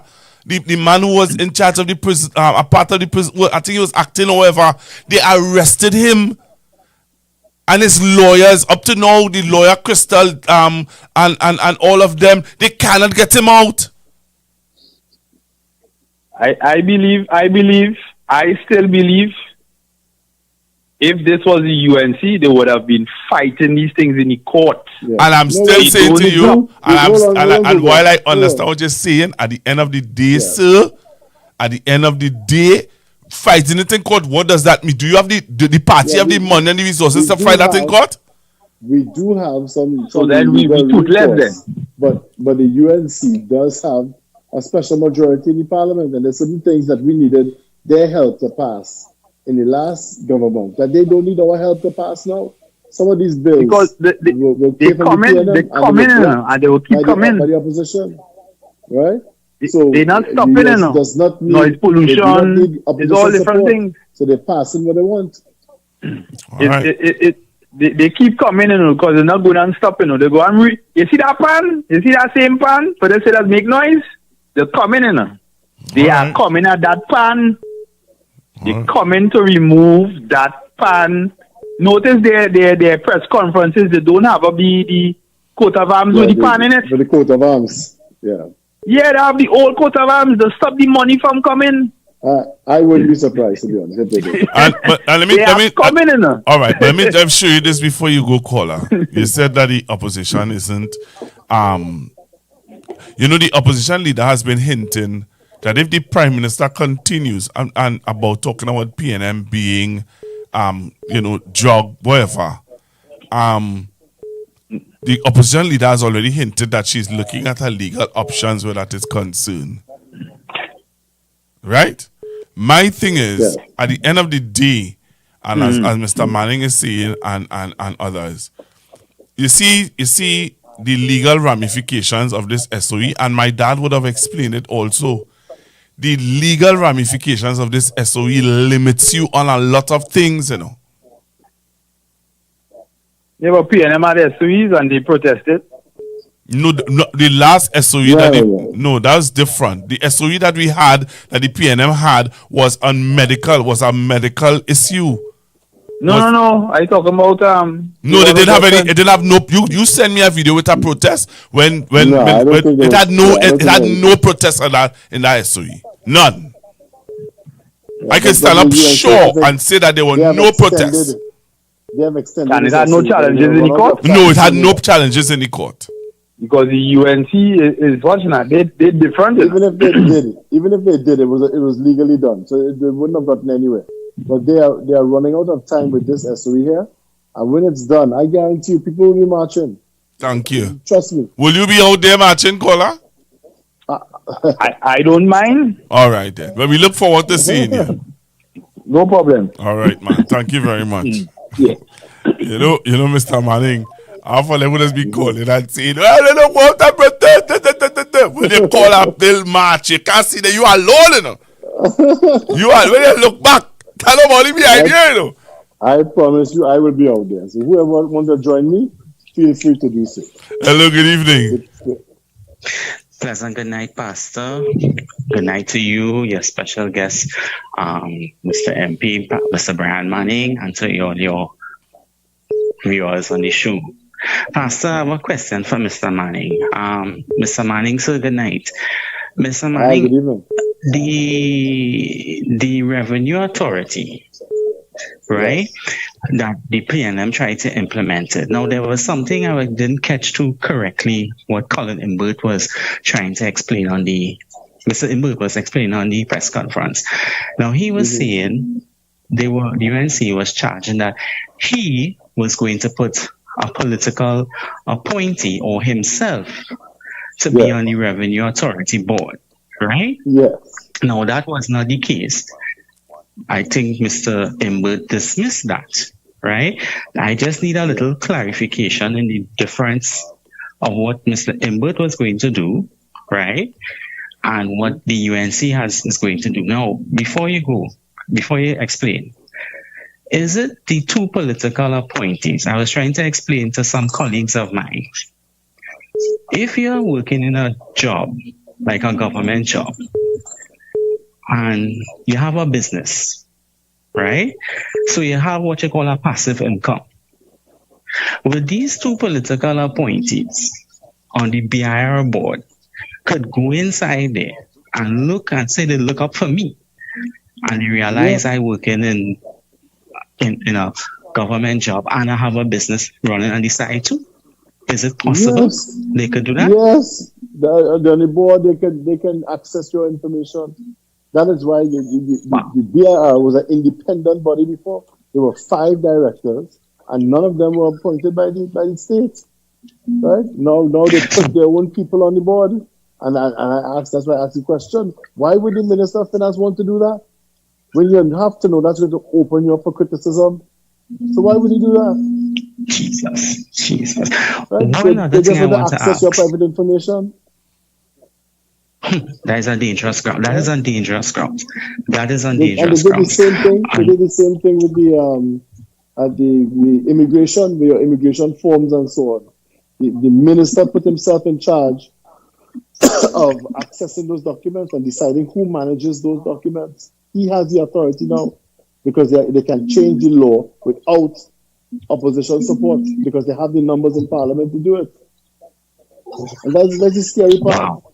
The country has decided to give these mad people their power to do certain things that the opposition does not have the ability to stop. All we could do is point it out and talk about it and make the country aware of it. But we don't have the ability to stop it. All the laws we were trying to implement in the last 10 years that they were opposing because because for us to pass some of those laws, we needed their support. They don't need our support to pass some of these laws now, and they take full advantage of it. Mr. Manny, before I leave, and Pastor, before I go, the electricity surcharge, I'm wondering something, right? I was talking to my colleagues too on work. We were all discussing what happened Friday, and I was explaining to them too, am I right in saying this? The cell tower outside your house that uses electricity, right? Couldn't the internet provider with this surcharge, electricity surcharge now, could they come now and change their rates? Because remember now they have to pay more money to operate their cell towers. That is electricity. That is transformers using on a constant daily basis for 24 hours. So possibly we could be seeing new rates by next year if this takes into play. I mean, there's a lot of things with this electricity. I'm not 100% certain about that, but it's quite possible. Yes, but I can't say for certain. Okay, and what about finally? Well, let me address your question with the TTRA, right? When we had introduced the TTRA, the PSA had decided to take it to court, saying that it was politically influenced, and they call it said it would be a PNM party group, even though nothing in the legislation would have allowed that. The matter went to the Privy Council, and the Privy Council determined that the TTRA would not have allowed room for political interference, which ran completely opposed to what it was being said by the UNC and the PSA at the time. So that was complete nonsense. The TTRA would have closed a $10 billion tax gap in Trinidad and Tobago that needed to be closed.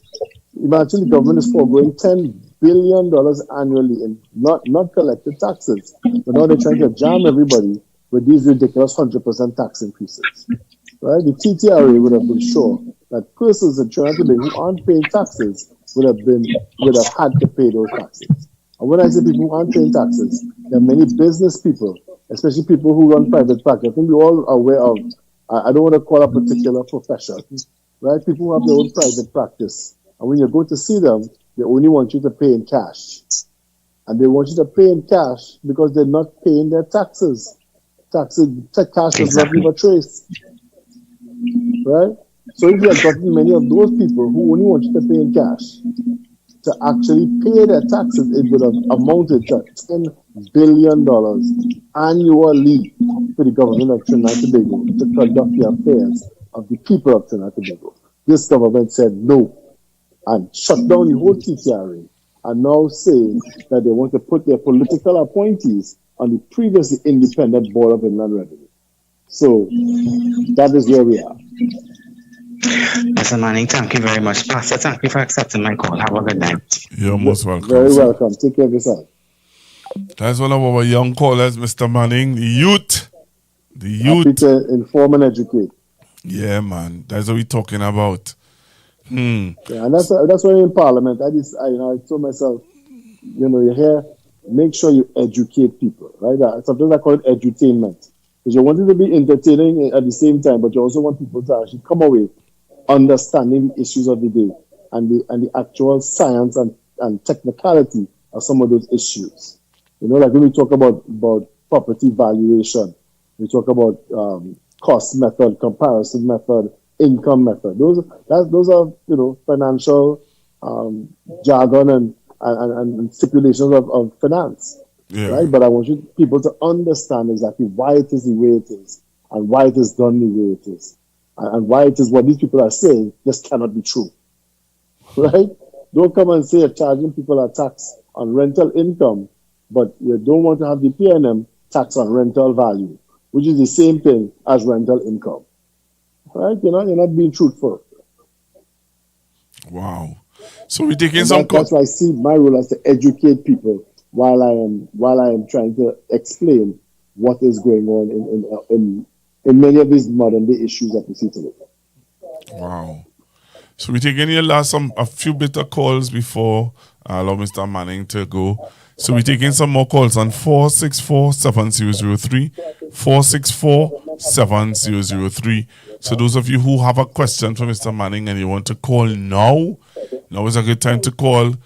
The lines are clear where you can ask him whatever questions you think will be relevant to the conversation that we're having right now. So we looked at the TTRA, we looked at the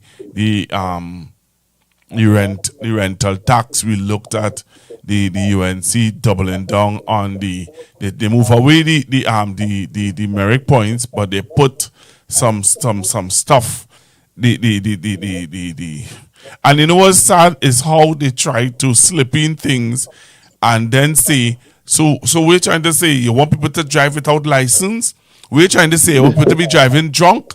We're trying to say, and those are the things that they would throw out to persons to make you believe that the opposition is against the laws. We promoting drunk driving. Yeah, and driving without third party insurance and whatever. And those things, which is absolute nonsense. But that's not that is not the fact. The same thing with the Stand Your Ground home invasion bill. So because you're against the bill means you're for criminals coming in people's home and killing and murdering people. That which is absolute nonsense. Yeah, I heard when you told Elder that. I heard when you stopped Elder in the parliament and you said to him, "Hey," and you called the standing order, and the acting speaker. What was the young lady name who asked when the honestly, I can't remember. Yeah, she came on and she said no, she doesn't see anything untoward or anything. But when you play it back and you listen, I recorded that just to listen to it over and over to realize, but that's what the man said. Yep. That's what he said. The member for Blackburn has made some statements in a short time in office that blow my mind. During that debate, right? He said, if your neighbor child climbing a tree to get fruits and is accidentally shot, because the neighbor mistake the child for a criminal. Well, what you should do is learn to raise your children better so they don't climb the neighbor tree. That was the man's response. I was like, what are you saying? So children should die. So if your child dies in that way, it's because their parents didn't raise them properly. Is that what you're trying to say to people? Wow. Children should have to die to learn that lesson, to not to climb their neighbor fruit tree without asking. I am stunned by some of the things that come out of this man's mouth. It's unbelievable. It is very unbelievable. But Mr. Manning, and I want you to just again say to the nation, because there are some people who believe that if it was the UNC in opposition and they brought those laws into the parliament, they would have challenged it in the court. But you remember, when Ms. Bisasa was on the platform with the TTRA, and even though the PSA, as you rightfully explained to the caller, would have taken it to court, and it went to the highest court of the land, which is the Privy Council, and the Privy Council said, yes, go ahead with the TTRA. It was approved by the Privy Council. The only thing that the UNC could have done was go on a platform and say, we will repeal that. Correct. That's it. They couldn't stop it. If they had lost the last election, we would have a TTRA today. And there'd be nothing they could do about it. And that's what some of the callers need to understand, that at the end of the day, people are there is this, how you put it? I don't know. You have to realize it was a different situation. We had a simple majority in the last government. This UNC TPP marriage of convenience has a special majority in parliament, and that means that they can pass certain types of legislation that the previous government could not on its own. It's really, really sad, Mr. Manning, thinking about it, that people play fast and loose with their vote. Correct. And now they're getting exactly what we told them you would get. The UNC doesn't care. It's the same UNC. I tell people, I always use the parable of the frog and the scorpion. The frog, the scorpion asks the frog for a ride across the river on its back. And then the frog thinks, well, the scorpion not going to sting me, because if you sting me across the river, the boat going to drown. So he wouldn't do that, right? So the frog put the scorpion on his back. And then midway across the river, the scorpion stings the frog. And the frog says, why did you sting me? Now we're both going to die. And the scorpion says, because I'm a scorpion. And that's just what scorpions do. This is who they are, and this is who they have always been. And we should have expected exactly what we're getting right now. Exactly. I want to play for you. I want you to listen to this. Listen to this, Mr. Manning. Listen to how people, despite all we're going through as a nation, right? I want you to listen to how people still thinking. Utterance of people. Listen, Finally, Mr. Rowley and Young, and they had 10 years, 9 years to solve the ills, the woes, and the problems of this nation. All of a sudden, they're rightfully in opposition, and most of us are happy they're in opposition, because I think Mr. Rowley wasted his leadership in trying to steer this country. They have the answers. And now they have the answers, now that they're out. So Penelope, Beckles, Marvin, and the lot of them, they need to just stay quiet, because they can't add any value. They add no value whatsoever right now. You heard that? Yeah, it sounds ignorantly stupid. So the opposition supposed to be quiet for 5 years? Yeah. Because they were government previously? Yeah. You know, I really don't have time for stupidity. Listen, If and you that, don't want to listen to what the opposition have to say, then don't listen. Thank But you. don't tell the opposition to be quiet. Hey, come on. Thank you. Welcome to democracy. Enjoy your stay. You know. And apparently there's some people, there is no such thing as democracy, you know. Yeah. You know, that's just not very intelligent people. And I try not to listen to stupid commentary. I'm hearing about before I allow you to leave, I'm hearing about the reopening of the refinery. Are you? You in here about that? I heard they're giving the refinery to the OWTU. That's what I rated on. that was the promise made, not so? I want to see this promise kept.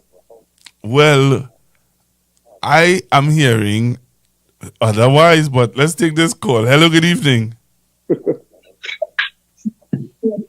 Hello, good evening. Hello, good evening, Pastor Google, and good afternoon, Mr. Manning. Good evening. The beacon. Thanks for calling. The name that is a beacon in South, you know. But I'm just calling to say thank you for being on the program, you know, and edifying the people of what's going on. And also saying thanks for having the opposition right now, because without the opposition, this country would have been done failure, I have to say, because, you know, having a government that have no diplomacy, you know, it really nerve-wracking. But I know you're going to have a discussion about the opening up of the refinery. And what I'm saying here, that will be the new cash cow for that government. You know? Because you know that's not going to open up. That is just, how am I going to say, a faux pas to funnel money out of the system. You know, and I like to be mindful of that also. Anyway, you all have a blessed night, and thanks for the information, and keep up the good works. Thank you very much, sir. I really appreciate your support and your prayers. Greatly appreciate it. Thank you. Thank you very much, caller. Mr. Manning, I know that you have to leave. Do you want any closing remarks, anything that you want Trinidad to be able to be aware of? Well, Pastor Google, you're tired of sharing all these licks, you know. I have plenty of licks to share, so I need to get my rest because I don't keep sharing licks. When is the next? When are you all in Parliament again? Tomorrow, and then Friday again. So tomorrow they're coming with what now? The fireworks bill? The fireworks bill, yes. I know this government trying to pass, every legislation possible before the Christmas break. So it's been a very busy legislative schedule. We have a caller. Let's take this caller quickly. Sorry about that. Hello, good evening. Sure. Hi, good evening, Pastor Google and Mr. Manning. Hi, good evening. Mr. Manning, I want to know if you could use your good office and ask Mr. Tapco when retired public servants will be getting their monies. Because we're not hearing anything about the retired public servants. Yeah, exactly. Because when you pay the 4%, all the retired workers with the 4% get the money. Yeah. Everybody's asking, the contractors, retired public servants, people who want a tax refund. There are a lot of outstanding payments in the system. A lot of outstanding payments. And the people who are actually getting their payments, whoever getting their back pay and whatever, going to pay it right back to the government in increased taxes and increased NIS contributions. So I don't know what this government is doing. They are sucking the life out of this economy. You know, and the tough thing is when you slow down the economy too quickly, it's difficult to get it going again. And the Minister of Finance has to be very careful. So I don't know what to say. I can only warn the gentleman and hope that good sense prevails at some point. And besides that, hello? Yes, caller, go ahead. Yes, yes. I noticed when the finance bill was going on in the parliament, right? There were some people outside the parliament, some bar owners, and they were talking about some tax on the machine, something some machine in the bar or something. They were outside. They were outside the parliament. Yeah, it was by the what they call this place? The Woodford Square. Sorry. Serious? Yeah. This was the bar association with people who have some of those gambling machines. If you find it, it was on TNC3, and they were saying that I think they raised the tax from 6,000 to 25,000 or something like that. Oh, they raised it from 6,000 to how much, Mr. Manning? About 25,000 per machine. $25,000 per machine a month? They said that cannot work. They said that will put them out of business. Right? So they came to protest outside the parliament. Okay. So I tell you, the Minister of Finance is putting industries out of business.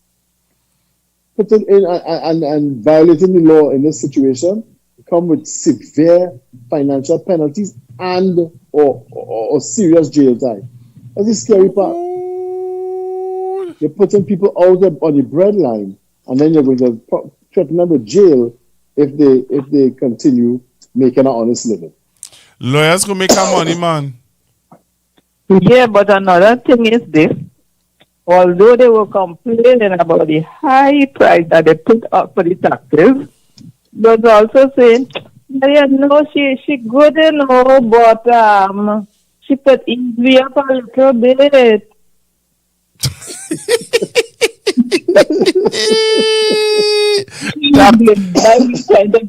Taxi cola. People in this country, they like it so. They love it so. Let me leave them now. Don't tell them about their fight about a contact. They want this. The people in this country, they want this. The UNC supporters not saying nothing. They're happy with everything. When they was talking about national insurance under the PNM, they cost the PNM. But they saying nothing. They get how much percent increase in it. They saying they have to go to 865 to retire. They saying nothing. So don't get caught up with these people in this country, you know.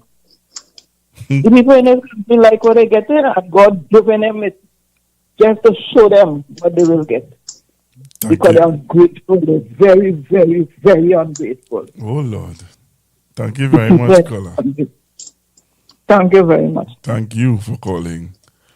Yeah, and Mr. Manning, that lady has been calling consistently to find out about the retirees and their money, eh? Yes, as they should. It's important, especially people living on a fixed income. Getting their money is important. So, I can't explain what is happening. Oh, Lord. So you have Parliament tomorrow, please God. Yes, sir. At what time? 1:30. 1:30 Parliament is on 1:30. Yes.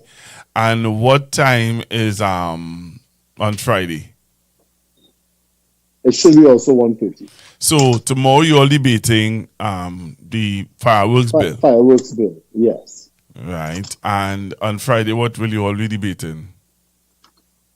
I am not certain yet. They haven't sent it to us yet. They seem to like doing that these days. I feel it's the money. I feel they have to get somebody to pay for Christmas.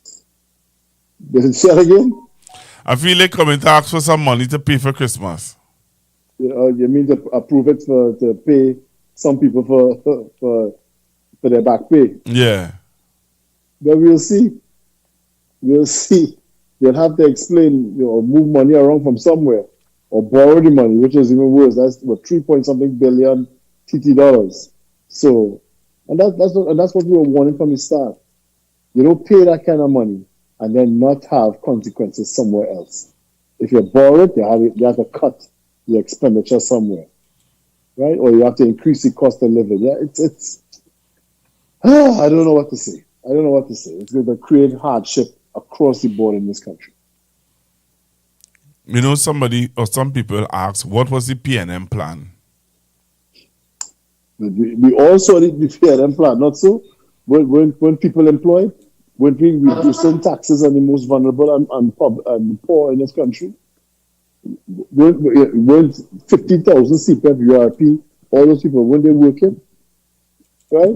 We knew that the economy was difficult. So we could only give what was sensible and reasonable. Now that they do this here, it's going to create hardship. And I'm telling you, once we get downgraded, we see the absolute certainty at this point that the economy is going to get downgraded. A devaluation cannot be far behind. And whatever back pay salary increase what you got is going to become useless. Because that is going to dramatically increase the price of everything in Trinidad and Tobago. Everything. So good luck. It comes to consequences. That money not free. Wow. So, Mr. Manning, you're saying that the people need to know, some people need to understand that now that their tax bracket, there are some people tax bracket is going to go up. So they're going to have to pay more in NIS and more in tax return. And on top of that, because of the borrowing, the ceiling for borrowing will go up. And the cost of living will go up, and all these things will go up. External borrowing. If there's a devaluation, it means you have to pay more TT for US. And we import so much of what we consume in Trinidad and Tobago. You could see prices of imported goods go up by a third. I mean, that's food. That's anything you buy in the store, medicine, everything will go up by a third.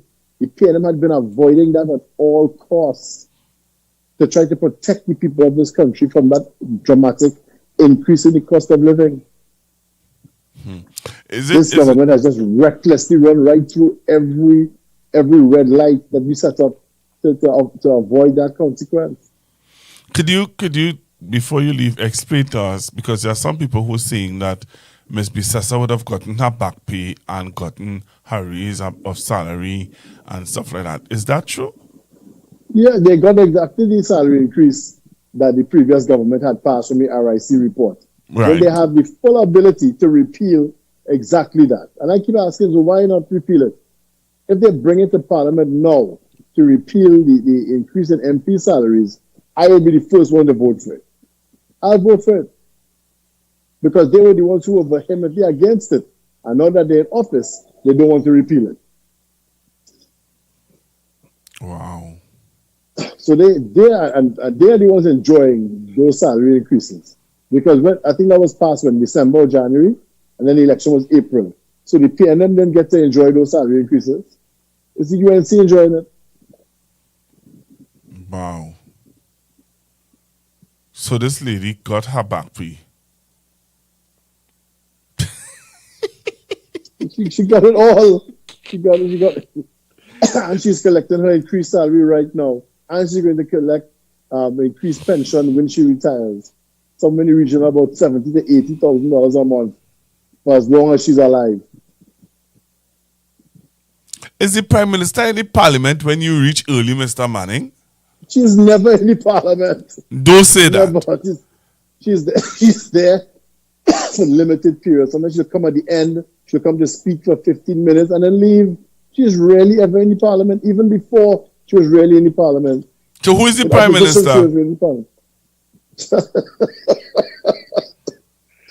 Sir, the duly elected Prime Minister of Trinidad and Tobago is Ms. Kamala Persad. And when she is not in Parliament, who represents her as PM? There's a leader of government business, sir. Okay then. All right. Okay. All right. And the leader of government business functions as though they are... He manages the government business in the Parliament. Interesting. Very interesting. So on tomorrow you're debating the fireworks. Yes. And I heard Mr. Saddam Hussein tonight said that they are going to allow fireworks for religious celebrations, national celebrations. What again? What again? Yeah. Something else I heard him say. But there is Yeah, a split. I can't say too much about it. I know. Until Okay. the debate. So. Okay. But it's interesting. It's going to be very interesting to hear Mr. Saddam's position and the opposition position on fireworks. Because at the end of the day, the chairman for the Tunapuna Regional Corporation has shown this nation that you can't have extravagant fireworks with no noise. Yeah. Well, I mean, remember the PNM was going to come with a similar bill at one point, right? So this bill is not something that came out of nowhere. So we're going to debate it tomorrow, and then we're going to decide exactly how we're going to vote for it. And we'll see. I know a lot of people in Trinidad and Tobago have been clamoring for this legislation. Yeah. A lot of people. I mean, I'm a pet owner myself, and I know that anytime there's fireworks, my dog will just go absolutely crazy. So I understand the difficulty that many will be having with fireworks. So we want to make sure that it is safely used, it's regulated, and that there's little damage in terms of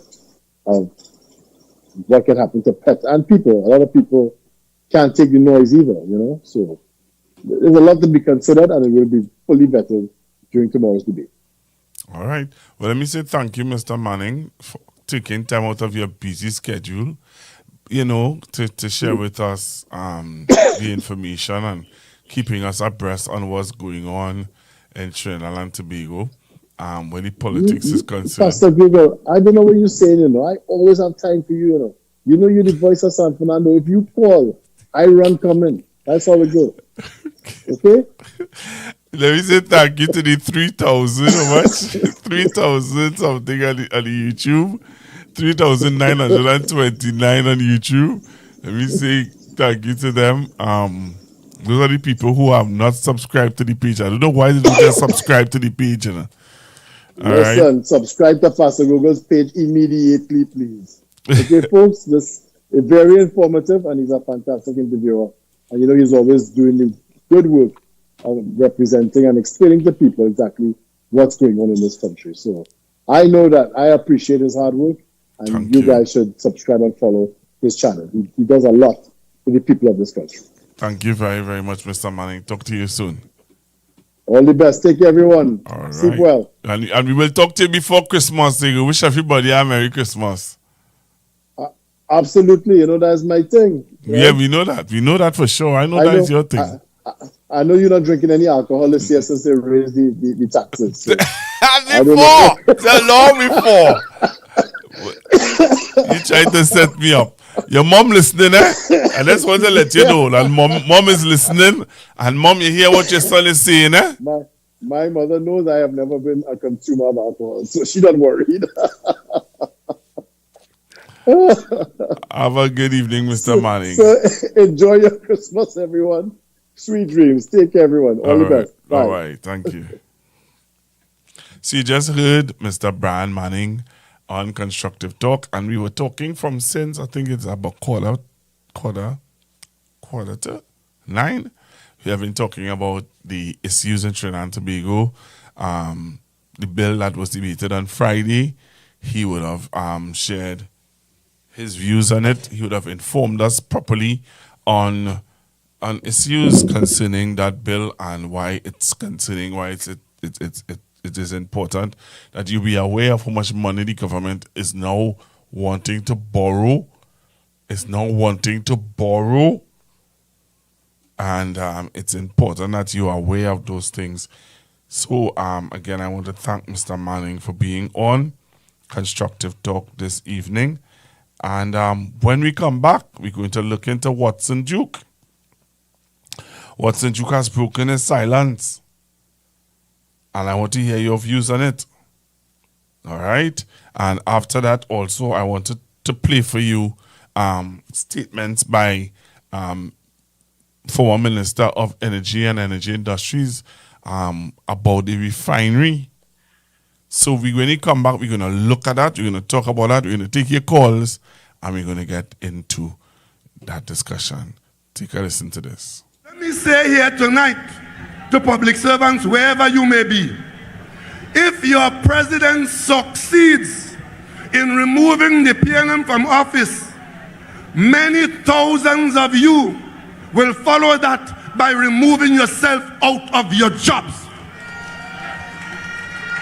And let me tell you why. The government of Trinidad and Tobago, led most of the years by caring PNM governments, have taken on the responsibility of ensuring a quality of life for people in this country that is now at the level of almost impossible to fund beyond where we are. In a $60 billion budget, the largest expenditure in that budget is on the monthly payment to public servants wherever they might be. Every month, on average, not just public servants on the Gazette, you know, the government supports the payroll of some state enterprises. If WASA doesn't get a $200 billion from the Minister of Finance virtually every month, WASA workers cannot be paid consistently in the way that they have been, you know. But as Prime Minister, I could tell you, the hardest job of the government and of the Prime Minister is to ensure that there are revenues coming in on one side to ensure that expenditure can be supported on the other side. And nobody could give you any other equation. The singular equation that you should be concerned about in this country now is what is our revenue situation and what is our expenditure situation. If you listen to the PSA leader and the UNC and their campaign in 2025, all they are concerned about is improving and expanding the expenditure side of the equation. And to do that, to make it, honey, quoted for you, they tell you things like they will increase public servants' pay by 10%. Ladies and gentlemen, from this platform tonight, I could tell you, once a government comes in and gets on that pathway of making that kind of increase to public servants, the highway has to be labeled two names. One, you are going to end up at the IMF, the International Monetary Fund station, and you're going to get there by the road called devaluation. And let me tell all of you something tonight. If God forbid, and there's a government in office that finds itself without revenues to meet the monthly expenditure to public servants, the one thing that government will not do is to write checks to you and then the checks bounce in the bank. Governments don't operate so. Before you get to that point where the checks will bounce in the bank, you cut the liability of requiring to write the checks. You know what that means? When the government finds itself in a position not being able to pay the payroll, ask Barbados what happened. It's tens of thousands of public servants that come off the payroll. Governments don't have you on the payroll working and can't pay you. They take you off the payroll.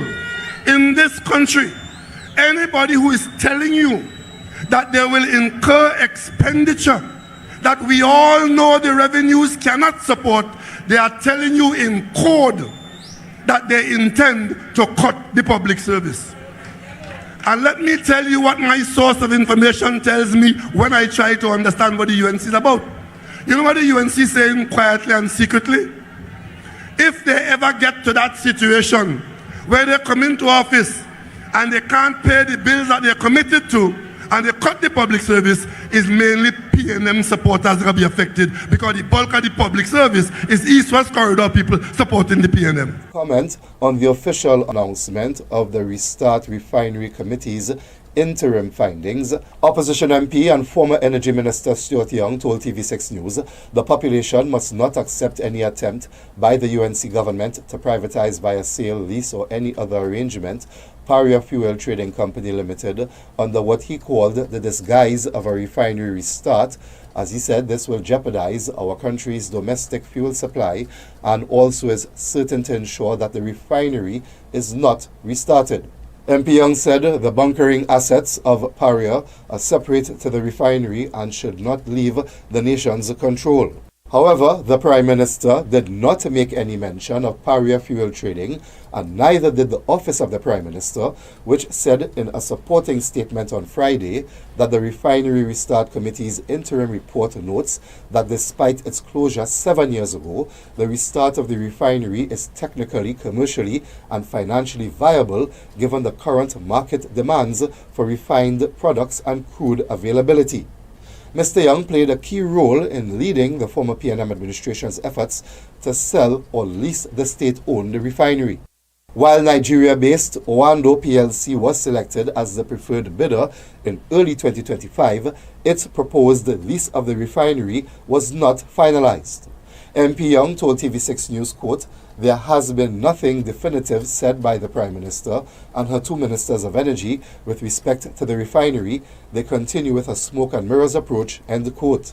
MP Young said there are questions that need answering, such as what is the cost of restarting the refinery, as he said it has been estimated at approximately US $1 billion, as he claimed no one has done a proper asset integrity assessment and costing.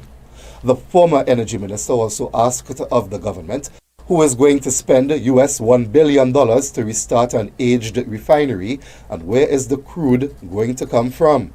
MP Young said the government would have to buy with US dollars and import approximately 100,000 barrels of crude oil a day for the refinery. As he explained, that means spending about US $6.3 million a day on crude purchases and importation. MP Young said, quote, "These are the real questions that need to be answered, not posing with people holding a document up for a photo opportunity," end quote. Jewel Brown, TV6 News.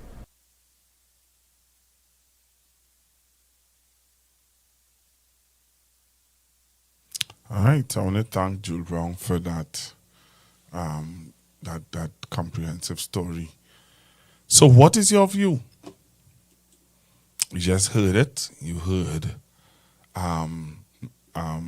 former Minister Young concerns. You heard we have to get crude to refine. Where are we getting it from? I remember Dr. Rowley talking about that in the parliament. And Dr. Rowley would have said, are we still paying that debt? But apparently we don't care about that. We don't care about that. Hello, good evening, caller. Good night, Pastor Google. Hi, good evening. Pastor Google, the master marketing that. Where is the government going to get that oil? The only oil supply in that thing is the Dragon gas. Well, the Dragon gas is not oil. The Dragon gas is gas. And that's what the LNG, and that's what the LNG, that's why they would have joined the LNG plants and all of that. But still, I want to find out, is that financially feasible at this point in time? Well, the government has to answer that. Yeah, but that is like that problematic. That don't make no sense at all. Well, it's not about making sense of this government, you know. And no matter how you look at it, that so-called refinery that you want to restart, it's over 100 years old. That not making sense at all. That's the reason why the last administration was looking for buyers to see if they could upgrade and refurbish it. Or you want to make money out of a refinery that is over 100 years old. You tell me that. They're like putting a 100-year-old car on the road and want to pick up passengers. Pastor Go, you have a good night, sir. Same to you, sir. Same to you. So taking your calls. All right, let's take your calls, 464-7003. Hello, good evening. Good afternoon, Pastor. Hi, good evening, sir.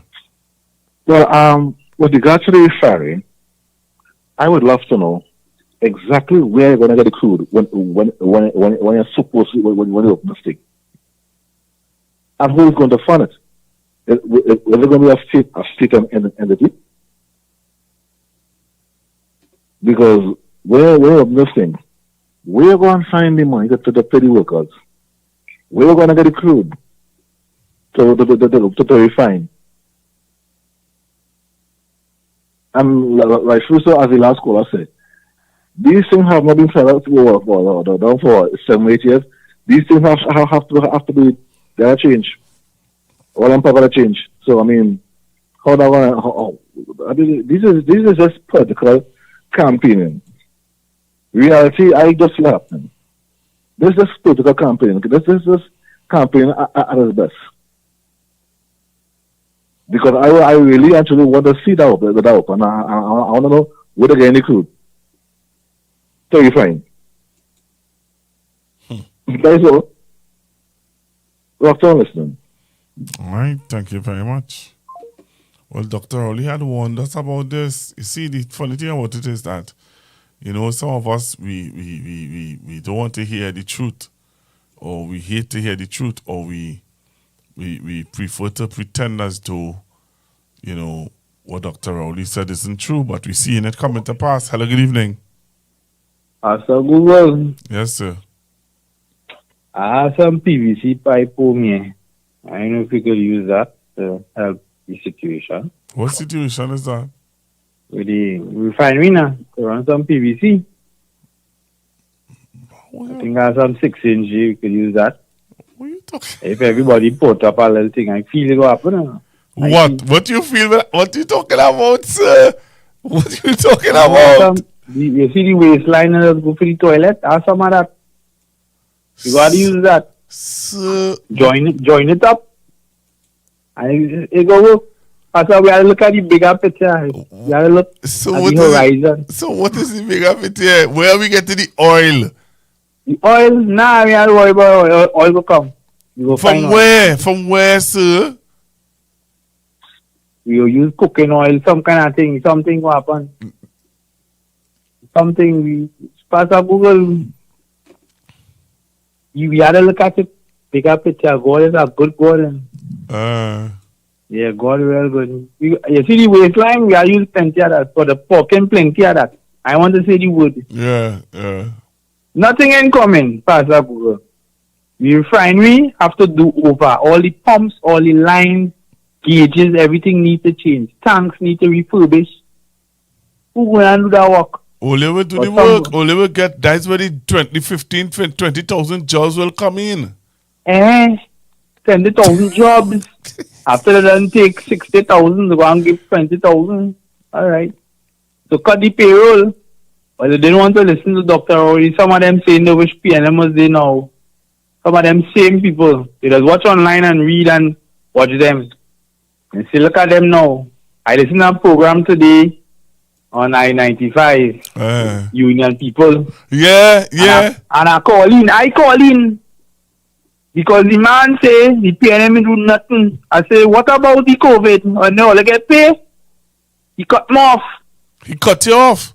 Yeah, I mean if he cut me off. He cut me off. I say, the same breath it now say PNM do nothing for 9 years. I said, ain't all they get paid for COVID? Yeah, for all 2 years. All kind of thing. The same breath, you know. Just because they didn't get something that they wanted. He said, PNM do nothing. I said, for all that time. And then I started say, I call back now and I say, let me deal with some economics here. I said, if I raise you over 7,000, and I started taxing now. Right. Yeah. I say, right, when I tax you, ain't I taking more money from you because I will end up taking $800 and about $49 from you. So I take the $500 I give you, plus I take more from your salary. Say, how much you going home with? No less? He paused. I say, no, answer me please. I say, you're going home with less. I say, you're fighting for 10%, but down the road you will go home with much less because you're getting taxed now. I said, that's simple economics. I said, but you know what? We want what we have, People telling me we will get so and so, and that is what we dreaming out our point. But Pastor Google, we go see what happening. Christmas coming, January coming, and all them taxes coming in. So I know. We'll see how it goes. You see how it goes. We will see how it goes, but tough times ahead. God spare our life. We will be living right here to see how this thing pan out. Yeah, well, we will have a choice. And then we want to, and then the PNM have to come and rebuild back the economy and take the jam in. Every time UNC comes in, spend and does what they want, and then PNM has to come and rebuild and then take cost on top of it. Yeah. Thank you. And it's the same cycle over and over. Thank you very much, caller. Yeah. Hello, good evening. PVC pipe. You laughing, PVC pipe. I have a video here I want to play so bad. What, with respect to the refinery? Yeah. I'll play it now. I'll hold on. All right. Listen to this, Trinidad and Tobago. Listen to Dr. Rowley.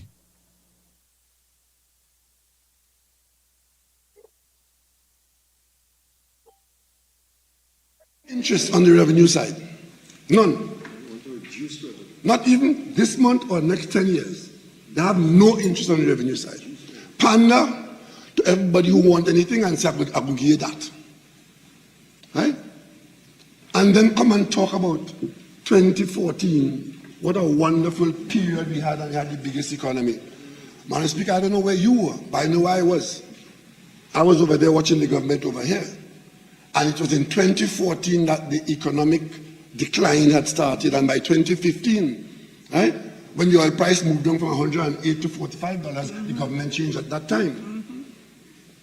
So what is the former Prime Minister doing coming here and talking about 2014 was a period of great prosperity? Well, in fact, that was when the flag started to be lowered.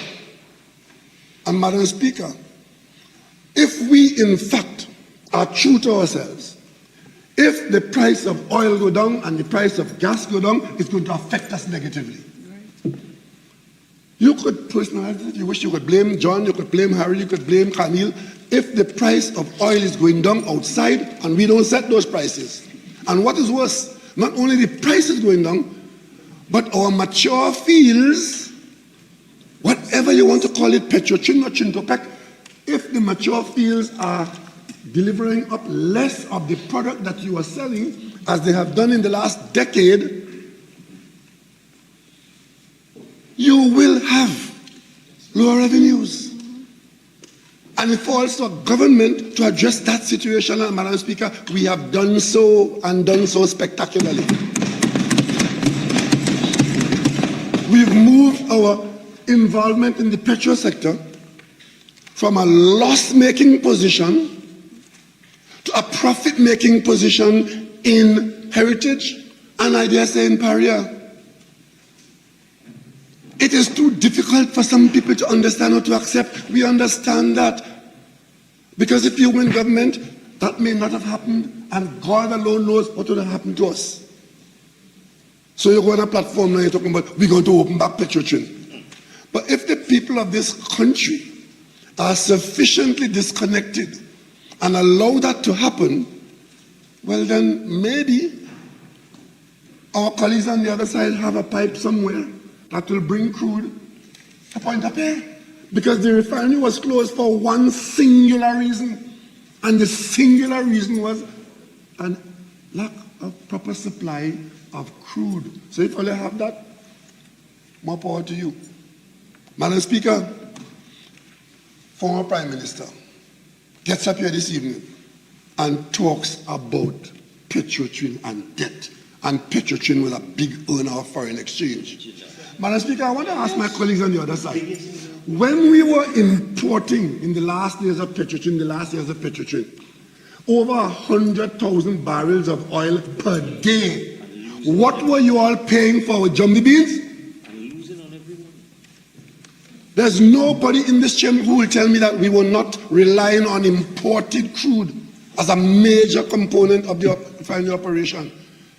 If you're importing it, then you have to pay for it. and you pay for it in foreign dollars, and what is worse, having paid for it in foreign dollars, you bring it here, you refine, and you lose as much as $7 or $8 a barrel guaranteed loss.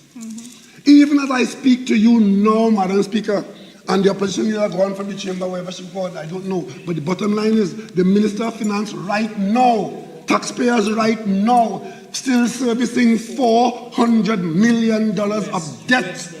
And that's US dollars, eh? US. That's almost 3 billion TT dollars. Being serviced right now.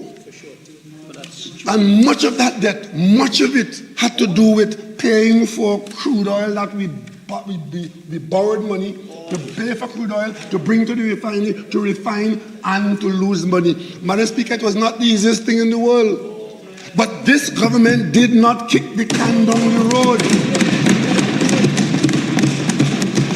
This government dealt with that issue. Madam Speaker, what's the other report? Opposition leader got up here, asking a series of questions. What is this? What is that? What is this? What is that? Wasting time. Because those were the questions that ought to have been asked, that were asked, if they were, at the Finance Committee meeting. But to get up here and pretend that there's no answer to all these great questions. What are we talking about? If you didn't ask it then. We buy the oil with Jummy Bean. Jummy Bean. Now we buy the oil with Jummy Bean. That's all. Yeah. These clips, caller, are very important clips to keep. Yes. Very, very important clips. Why they are important clips to keep is because the nonsense and the tomfoolery and open the refinery gonna get open back and where are they going to get the oil from? Well, let me explain what's going on. To answer your question you asked me the last time we spoke, is that there's no flare lighting. That's one. Two, I understand that they have asked the committee for different, what should I put it, ways to get the refinery going. In other words, then, you could start up a particular section and to produce, let's say, the gasoline. In other words, you don't bump for the raw crude. You can use naphtha to start up a particular plant called the CCR, and the Constant Catalytic Reformer Unit. Right? That is the plant that makes the gasoline, but you're still going to run into problems as it is with respect to, as one of your callers asked about manpower. You must have a maintained. It's an old refinery, so I keep telling people it's the lower end of the fourth quartile. Right? That refinery is very nearly almost 100 years old. And on top of that, the minister has asked Mr. Ramnarayan for different ways that they could run parts of the refinery. Now, I don't know how they're going to do it because the line work is very bad. While they do repair, the effect repairs to other parts and so on. But what we have to be very mindful of eventually is that they could privatize Paria, as Dr. Rowley and Stuart Young SC would have argued. And if they do that, remember what they did with the desal plant? The desalination plant? Yeah. That was privatized eventually, by a family. And they are being paid, people just forget these things, $7 million every month. And they say they want the money in US simply because, and that contract is until 2036, Remember? Or 2034, somewhere around there. That was a 24-year contract signed. We didn't know it was signed off until after the election of 2015. Now, if a private individual gets their hands on Paria, which is the feed for our vehicles, amongst other things, in this country, you know the kind of windfall and money he will be making in a very short space of time. And this is the fear that Dr. Rowley and Stuart Young SC has. And the people have to be very mindful about this quote-unquote restart of the refinery, because according to the minister, you should be able to start up the refinery, some semblance of the refinery in 12 to 18 months. Well, I wait to see that. I know what the refinery looks like. I know what is missing in the refinery. I have received further information. There are certain things that cannot be reused or restarted in the refinery. Because when you're supplying that CCR unit, you have to blend to a certain specification. And the gasoline blend, that little blender, the little hot you see on the left hand side when you're going past the gate there, on the little left hand side there, you see that little hot there? That is where we do the blending. And those pumps are no good. So I understand that they have to get new and more modern pumps. Right? And they have to get a blender, man. They have to get workers, more workers, people who will know what exactly how to line up the system and all of these things. And they have to get accountants, they have to get secretaries, they have to restock admin building then. And then they have to restock part of the refinery, then they have to get security, then they have to get natural gas to fire up the heaters. We are getting natural gas. We don't catch it with tail to give Plebdeco natural gas. To give the Plebdeco natural gas. Electricity, water. Those are the utilities necessary for a refinery like ours to run. That's why we have the 5 dams inside of there. People don't understand and those don't know these things. You feel they just flick a switch and you light a match, heater light up, and you press a button and everything good to go. It no happens so. And they have to have, and most of all, they have to have US dollars to bring in the equipment. They can't buy that off a shelf on a hardware in Trinidad. I tell people that. They're going to have to spend the money before they even press a button. It don't happen so. And you have to have somebody, you have to have deep pockets. Somebody, whether, I don't know, if government can't pay public officers right now, but again, US dollars to invest in that refinery, that old age refinery, to bring it into modern society to start up. When are they going to do that? How? With what money? With the $45 billion that they passed in the budget Friday? Really?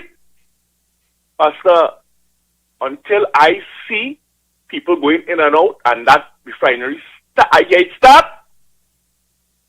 oh yeah, don't look for that. But be mindful that barrier is very important to the people of Trinidad and Tobago. That is making our profit. Heritage is still paying for the $12 billion. $12 billion TT dollars, 2 loans. It was 850 million US and 750 million US. And Heritage was paying those loans. Right? I think those loans are still being paid by Heritage. They ain't even talking about that. They ain't telling me nothing. They're not telling us anything. But they're talking about they're going to start up the refinery. Who's going to start the refinery? Where they getting the workers from? Where they getting the workers from? Who's going to train the workers? Roger? Roger was a mechanic in the refinery. A compressor mechanic.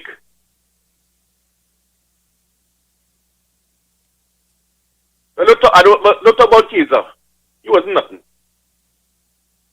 So who's going to start up the refinery? Who?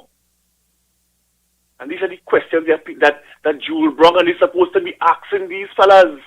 When you meet them, ask them the questions. What is it? Ask Madam Prime Minister, what is your plan? Mr. Minister, what is your plan? Are you going to start up a portion of the refinery? What part? They're talking about the new low sulfur diesel plant that you see high up in the sky when you're passing just before Guaracala Park. But that failed at stress test. That was built by Samsung. And when they did the stress test, it failed. That's why it never started. Understand? It failed the stress test. But they won't tell all of that. But let us start it. That never started. That was a new plant was being built by Samsung just before 2013 thereabouts. But it was never started. Why didn't it start after that? Because they failed the stress test. It never started. We never got it started. But the community tell all they're going to start it. Really? But we go see. Preparations were still being made down in the west to receive that ultra low sulfur diesel because you're going to make a mint selling that on the international market. You understand? But it had failed the stress test. So if they say they're going to start it, okay, we'll start it. Let's see. Let's see. You understand? But we have to wait and see, Pastor. Everybody talking about the refinery and the refinery. They don't know. They just grasping at anything, Pastor. No diversification. No talk of diversification. No talk of nothing. Just tax. The same thing they were against when they were on the other side. Today, and for tell only from next month, people will begin to feel it in their pockets. Have a good evening, Pastor. Thank you very much. Hello, good evening. Good night, Pastor. Hi, good evening, sir. Yeah, Pastor. Thanks for taking the call. Pastor, I have one question to ask quickly. Pastor, how much money was taken out from the Heritage Fund recently? Can't remember. Was it $1 billion US? I think so.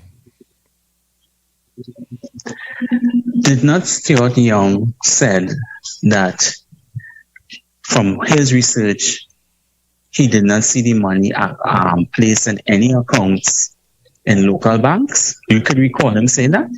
Yeah, you thought that the money would have gone into the local banks for the foreign for particular US. Right. So interestingly, right, Mr. Young on his post on his social media page was asking some questions just now, and he said it's going to approximately cost $1 billion US to restart the refinery, right? And he was questioning that nobody did an asset integrity on the refinery.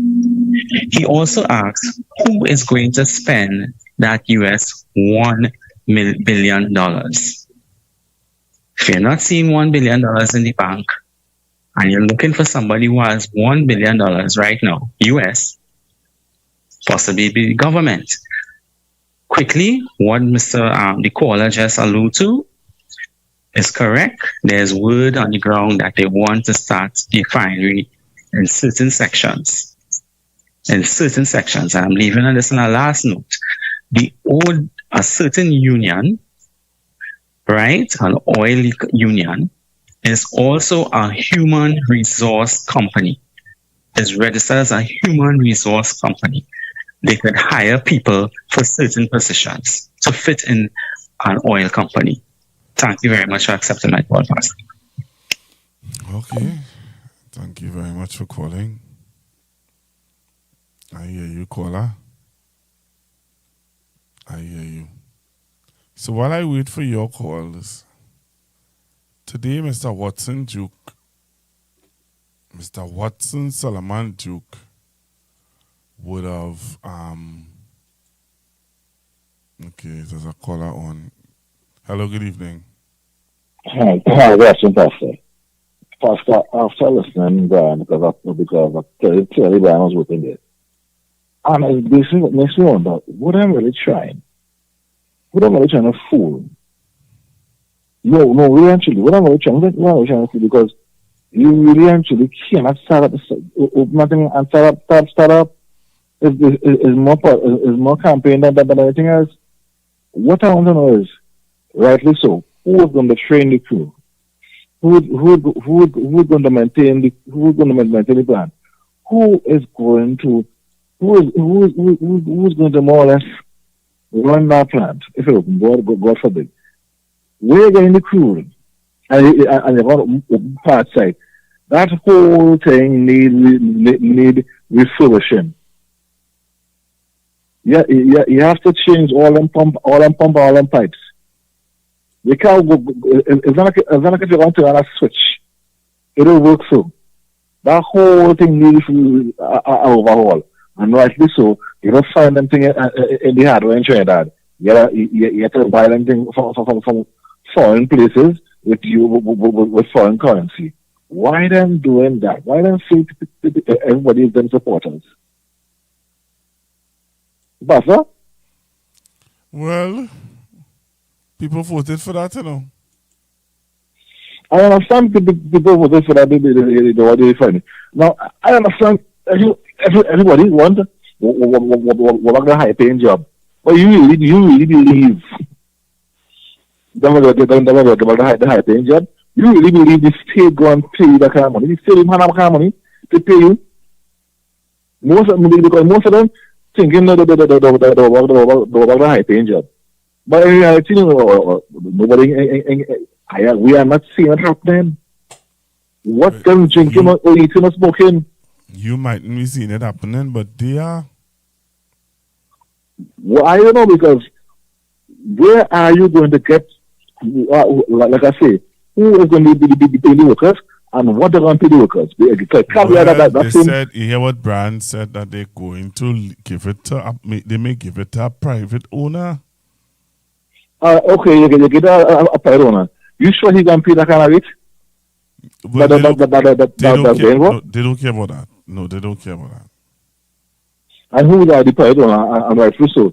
Next thing, maybe the man or the family end up running gas in this country, like what do they find? What time we sell? Well, they voted for that. I know. Yeah, that would vote for. I'm serious. But I am not seeing them get the high paying job. Is it going to get some man or somebody? Where is he going? He paying that rate. But they forget. Well, anyhow, that's all I'm saying. That's fair enough. Thank you very much, sir. Let's listen to Mr. Watson Duke. Could we listen to Mr. Watson Duke? We're going to listen to Mr. Watson Duke. All right? And what he had to say today. Listen to Watson Solomon Duke. Only hot up on your head. Listen to these people. But the mister said we are supporting Farley. Right? I want you to understand. No.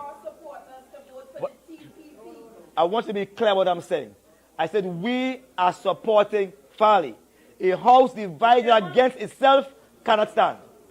All right? But if you are claiming that you want the PNM not to be in office, in terms of a splitting of the votes, are you encouraging your supporters to vote for the TPP? I don't have to read and spell for you.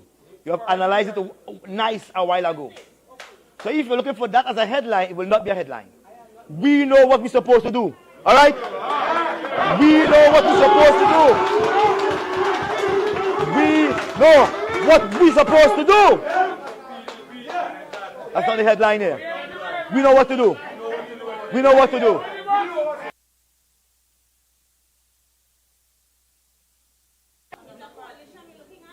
But the mister said we are supporting Farley. Right? I want you to understand. No. But I want to be clear what I'm saying. I said we are supporting Farley. A house divided against itself cannot stand.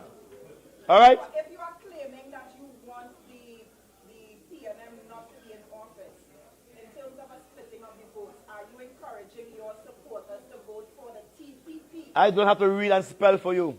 You have analyzed it nice a while ago. So if you're looking for that as a headline, it will not be a headline. We know what we're supposed to do. All right? We know what we're supposed to do.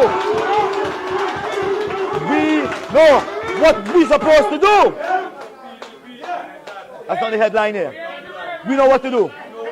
We know what to do.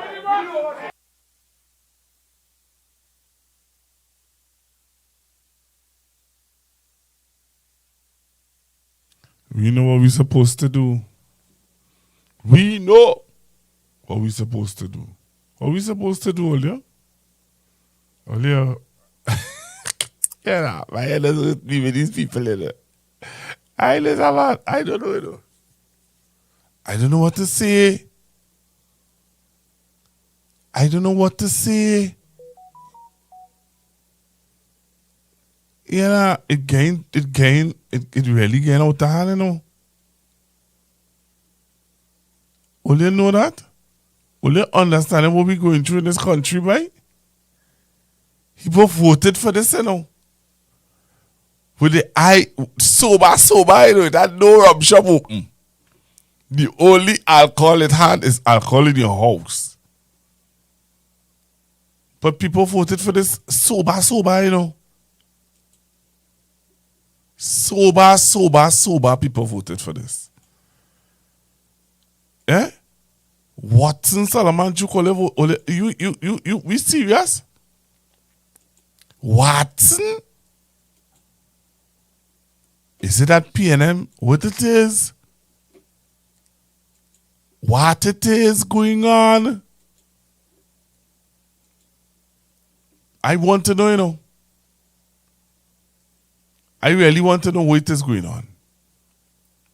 Honestly, I really want to know what's going on in this country, boy. Hello, good evening. Hello? Hello? Hello, just now. All right. Hello? Yes, you hear me now? I hear you loud and clear. Yes. Pastor Google. Yes, Mom? It's like we watching movie Dumber and Dumber. Eh?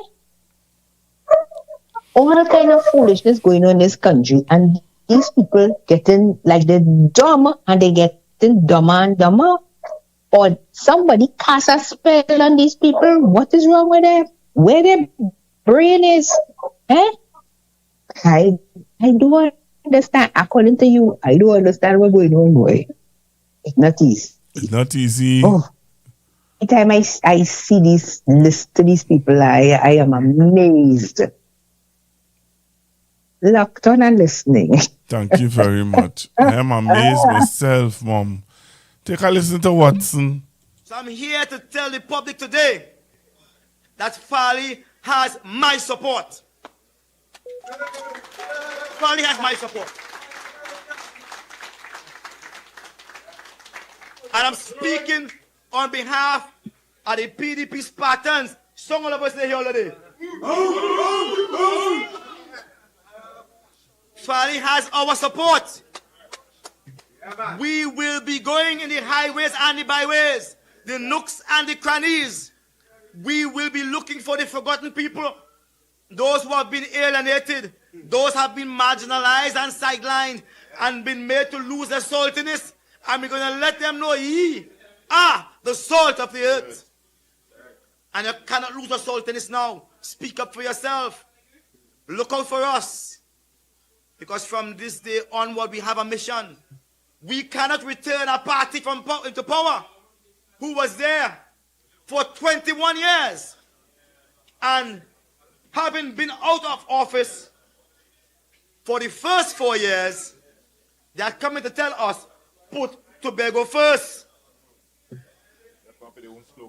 When I went to school, I understand something. First place is always a position. First place is a position. We don't want Tobago to be first. We want Tobago to win. Yes. Win is a status. When you win, you win. But you can come first and still last at the same time. Yes. Yeah. A man coming first with 10 marks and a man coming first with 100 marks is two different firsts. So we don't want Tobago to come first because Tobago should have never been second in the first place. And if those who are saying that have kept Tobago first, it would have been first up until now, and we would have never gotten rid of them. But for 21 years, they ruled the treasury, and they put Tobago second place and themselves first. Now we are going to hold Farley to strict account. And we're going to hold him to truth. And I want to let Fally know something today. You see the little extra money you get? We have to employ more people with that. Yeah, because there are plenty of young people out there not working. Yeah, man. Yeah, man. We ain't come to kiss. Yeah, man. Yeah. Yeah.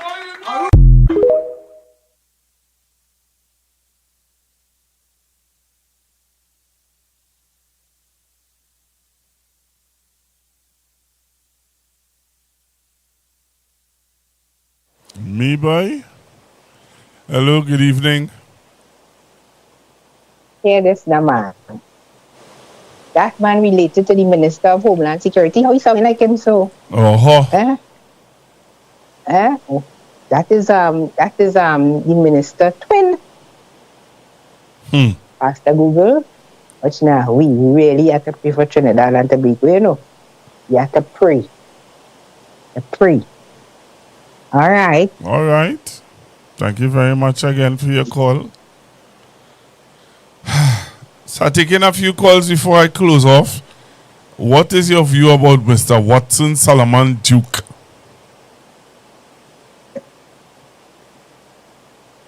What is your view of Mr. Watson Solomon Duke? Hello, good evening. Pastor, I was not go back now. I don't feel that I was not go back now. But I want to know what level of madness I'm seeing here. This man, I don't know this man. Not this man, because I don't know what this man say, but what level of madness are we here? Nothing the man say makes sense, man. And whatever to do with that business, but I don't understand what level of madness he talking about. I wasn't going to go back on, but I just said I don't say what. We just have to let people in this country, we just get people space to talk and just don't care what they say and don't care what they song in this country. Ever sir? I tell you, I have nothing to say, you know. I mean, really, I don't have anything to say. I too, because I really find it's too much clown in the atmosphere of God. But all right, but listen to this. You listen to me? Yeah. Where is Fally in all of this? Could you answer me that question? Fally, as usual, with Fally. How come Fally wasn't in that press conference? 1, 2. How come when you listen to what Watson Duke is saying, you really believe Fally called he? No. Look, let me come off this thing. That's I said the wrong thing. That's before I go. It's like one set of clowns is Walt Disney. One set of clowns is Walt Disney. Anyway, you're right, Pastor. Fally doesn't know this way. I know Fally called he. Look at listen, my God. You're enjoying it. I don't know how come you come to talk about you had a meeting for Fally call you and Fally call you and this and oh Fally have bad ways and Fally this, Fally that, Fally. But my question is how it is Fally not in the press conference? Hello, good evening, caller. Good evening, Pastor Google. One word for that so-called press conference, that carnival, are big watery stoops. So you mean to tell me Wasundu going back to eat back his own vomit? Of course. He say he is Fally political father. No, something wrong because of all the back and all that took place a few years back. I want to see if Tobagonians going to vote back for Fally and Watson. No, they go for them back, man, because of the deep hatred for the PNM. They're stuck in their head. I'm sorry to say that, Pastor Google. They rather vote for the blue crab in a barrel. I remember all the back and all that took place a few years ago between he and Fally. And talking about how he bought the finest clothes for Fally. And talking about who's jellyfish. You remember the jellyfish statement? I want to see I really want to see if people going to vote. Pastor Google, It's a foregone conclusion. Them have a hatred for PNM. It's a foregone conclusion for Google. They rather vote for blue crabs than for the Balize. That is their mindset. Right? Also, mind you too, TDP and TPP are all emanated from the UNC. So basically, the TPP is the UNCB in Tobago. But instead of using yellow, they're using the blue, they're using the symbol blue. Right? And when you look at the so-called logo that they're using, I don't really see an anchor, you know. I actually see enough faces that looking like a, I don't know how you call it, like a joker face. That's how I see it. But other people see in the anchor. Other people see it as something otherwise. But the Duke is going back to his own vomit. I wish him all the best. Don't mind what background took place between some so-called video that he had with another person that he used to be with. But she formed her own party. Well, somebody saying that she may just join the party now. She might join back the party. Really? I want to see that too. So let's see how it go, caller. Thank you very much. Yeah, good night. Good night, sir. So let's see how this thing going on here. This is going to be very, very interesting. Very, very interesting. So let me see my good night. Who is this? I'll be careful with these voice notes, you know.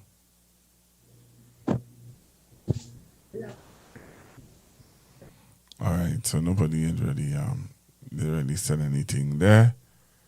Somebody sent me something here. Okay, I don't know what that is. What again is there here to talk about? Okay, so there's no other video, no other voice notes. It's really interesting, Olio. This is really, really interesting. I just want to remind you guys about our hamper drive that we're having. I want you all to participate in our hamper drive. Please, please, please participate in our hamper drive. You can WhatsApp 464-7003, 464-7003, and to find out how you can make your contributions. Hello, good evening. Hello, good evening. Good evening. That's a Google. All right, good evening. When I see that kid, something come up in my mind, you know. I thought it was Kingsley. Oh, no. No, I'm not Kingsley. Well, talk to me. Okay. Well, basically, Father Augustine has no time for Watson Duke. How you could say whatsoever. that? How you could say that? You from Tobago? Because, yes, I'm from Tobago. Serious? Yes. Kola, don't play no games now. Are you really I'm from no games? Are you really from Tobago? I am from Tobago. What part of Tobago? Kola Hall. Kola Hall, okay. I used to pass that church in Kola Hall, you know. Yeah, I know. And as I said before, that Chavez Augustine has no time for Watson Duke because of what he said previously years back when he was a leader of PP alongside Fali Augustine. And he said, and I quote, that if you can do as I say, come to my party. And now Fali has his own party called the TPP or TAP or whatever it is, right? All of a sudden, Watson saying, Fali has my support, which is bullshit. All right, what's your language?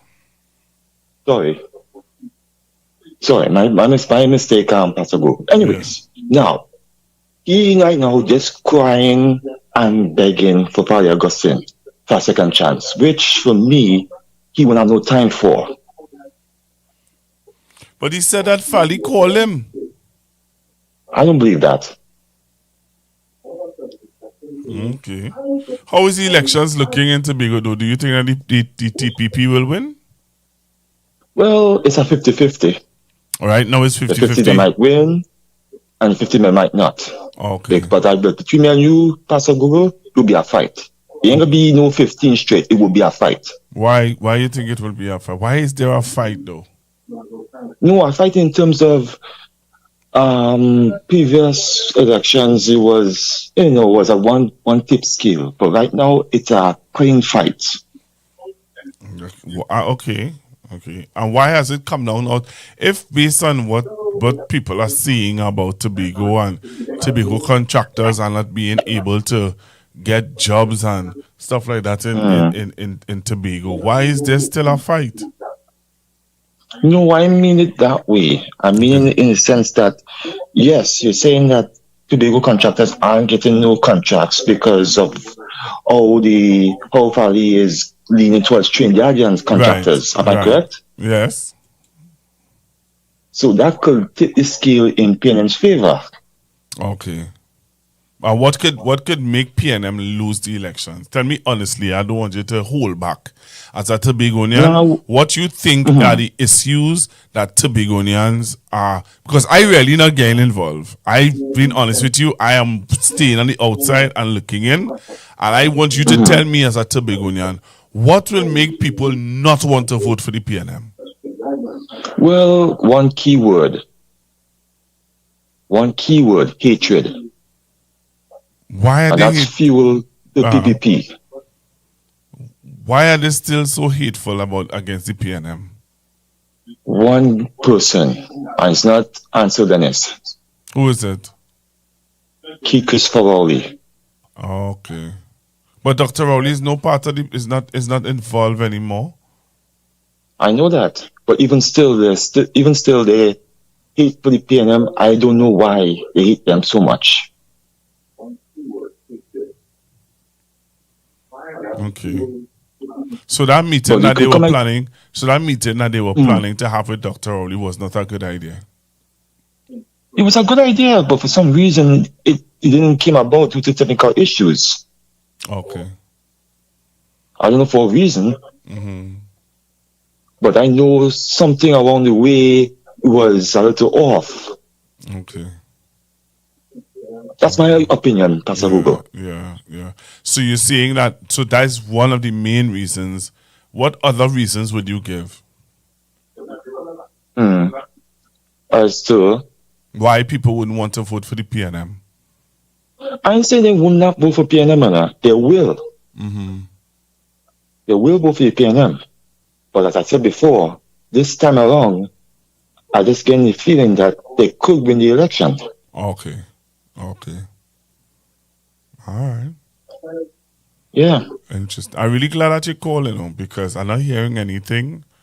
I'm purposely not getting too involved in it because I know you don't get too involved in it. Because I know that Tobagonians, they are very they don't like when Trinidadians get involved in their elections. Correct. True. Because after working on 91.9 and going over there, I remember persons telling us to our face, because you came over, we will not vote for the PNM. So wow. I just that's one of the reasons why I try my best not to get too involved. But I am glad that you took the time out to call in and say to me, Pastor Google, this is what is happening.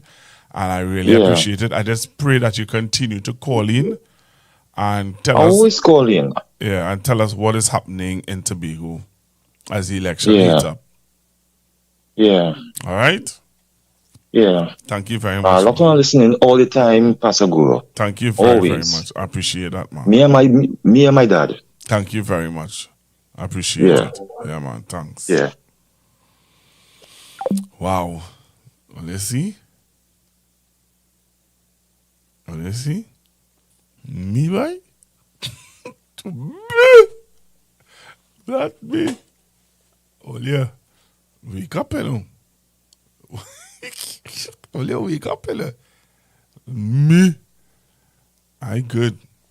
I have nothing to say. Yeah. It's not a walk in the park for the PNM in this Tobago THA elections. You only understanding that?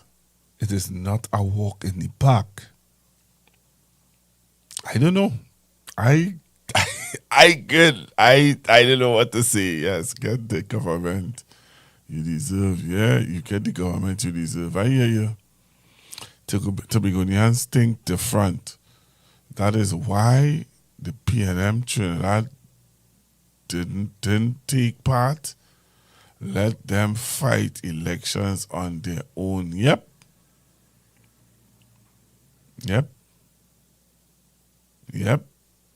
Me stay out there. So again, to those of you who are on the live, please help us with our hamper drive. WhatsApp 464-7003. 464-7003. As we get ready next week, I want to start to put things in place so that we can help, support or feed a family for the holidays. All right, Tobagoans won't want Penny as their central leader. She brings nothing. Well, that's your view. But yeah, what the caller said just now. It's not Penny they hate. It's Dr. Rowley. That's what the man say. I just seen after what the caller say. So while you want to say they don't want Penny, then he never said that. And the reality of it is that, and many of you, some of you all were writing, what it is Dr. Rowley do so? So while people still pushing whatever agenda that they want to push, clearly Tobagonians not seeing that. Clearly Tobagonians not seeing that. They never said they don't want Penny. They never said they don't want Stuart Young.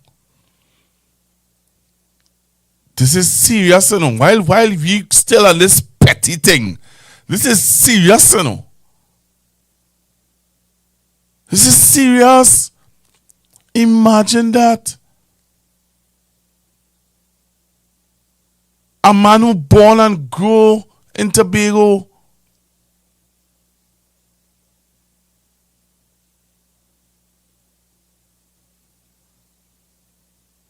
Somebody asking, and Dr. Rowley is a Tobagonian, why they don't like him? Why? This is serious. You telling me Watson Duke and Fally coming back together? If it is true, because Watson Duke said it in his press conference. He said, again, nothing to imagine Dr. Rowley not in the politics and Fally and Watson Duke still calling up his name. Imagine Dr. Rowley not in the politics and Tobagonians still saying that they will not vote for PNM because they don't like Dr. Rowley. And then you want to come and tell me about Penny? It have nothing to do with Penny. Nothing. This have nothing to do with Penny or former minister or former Prime Minister Young. Nothing to do with them. This is different. And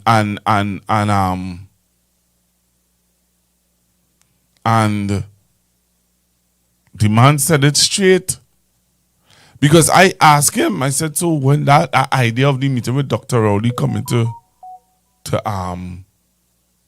Tobago, was it a good idea?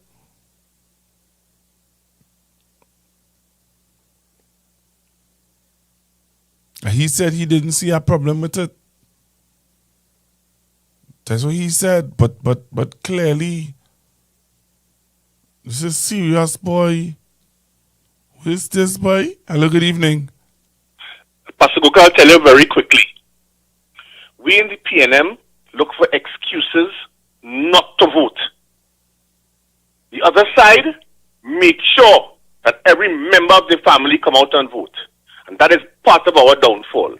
We're looking for excuse not to go out and vote for the PNM. That is why we lose when we lose so big. Because we're looking for make excuses. And all you simply have to simply go and if you support the party or you don't. Go and vote. Don't look for no excuse.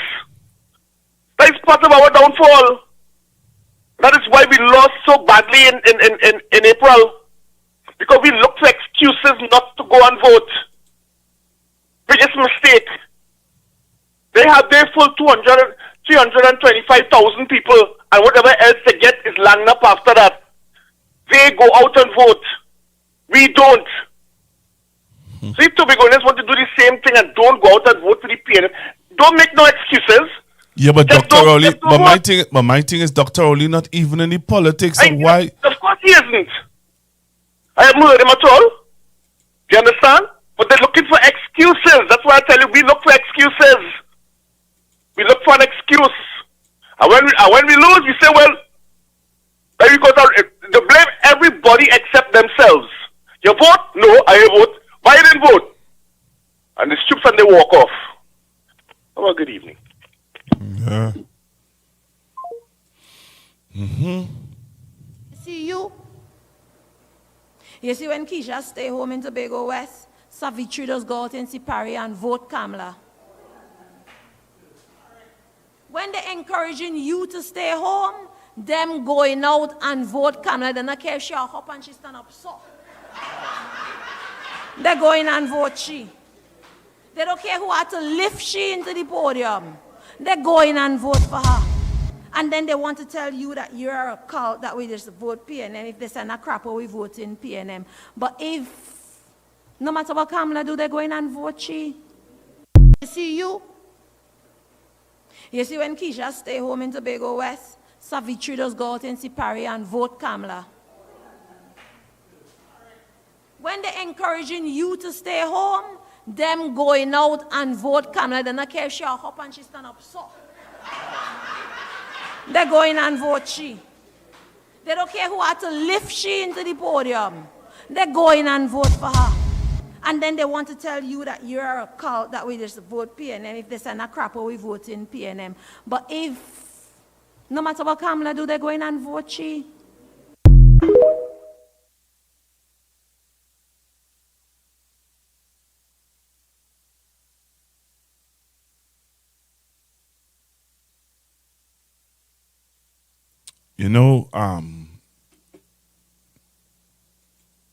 Sometimes, I want to say this, sometimes when we bury our heads in the sand and we pretend as though we don't believe or we don't want to accept something,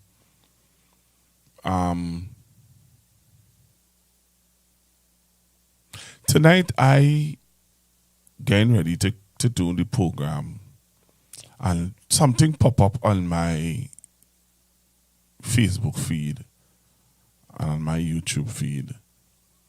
The UNC has started a podcast with Jerome Lewis. What's his name?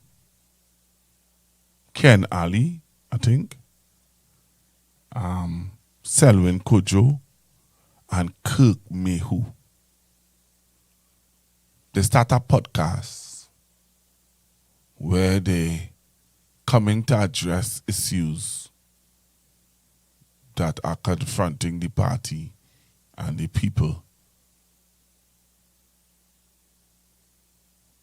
And the caller said something from Tobago, which I'm telling you all, some people bury their heads in the sand, eh? And we too stubborn and stiff-necked. The caller said that some Tobagonians don't like Dr. Rowley. And he's a Tobagonian. And I asked him why. And he said because of Fally and they pushing hate.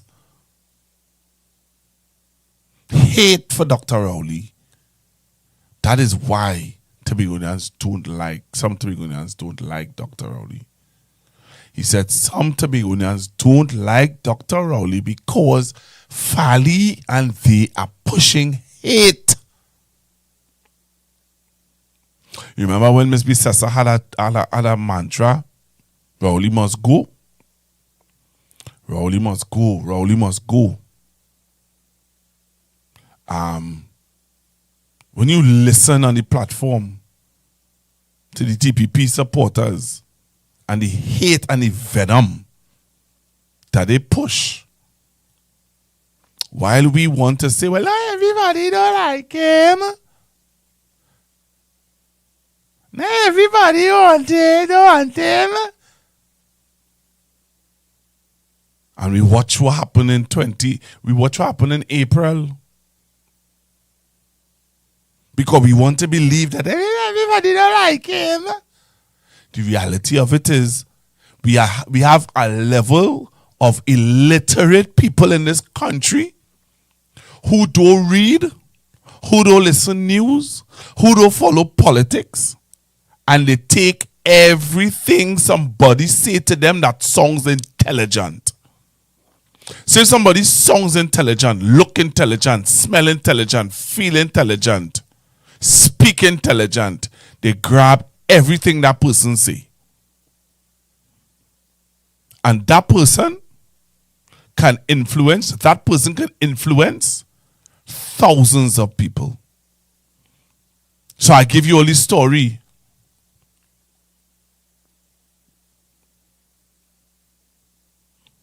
Right? I gave you all this story about being in the barber shop. And the owner of the barber shop was loud, arrogant, condescending. And he made a statement. He said, you're an economist? You study economy? You study world economy?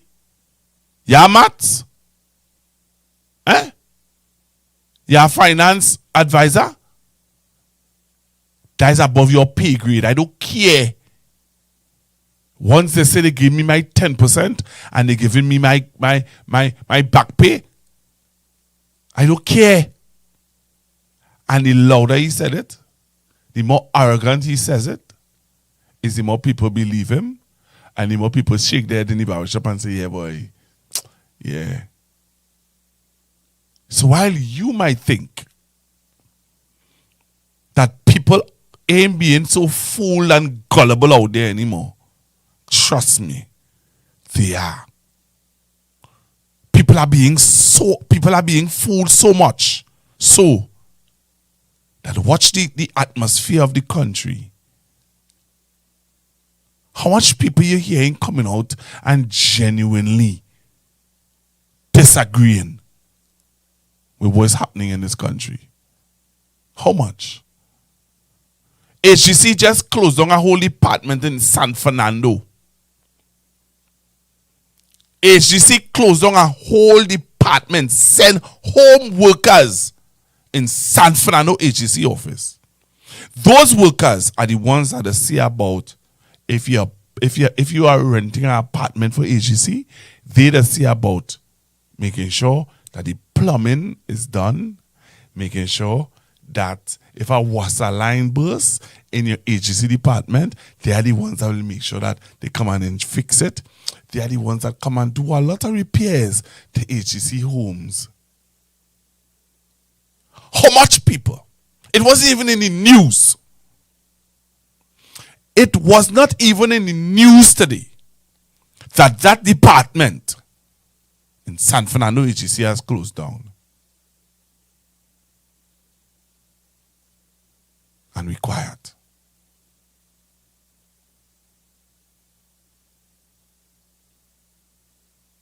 And we just quiet.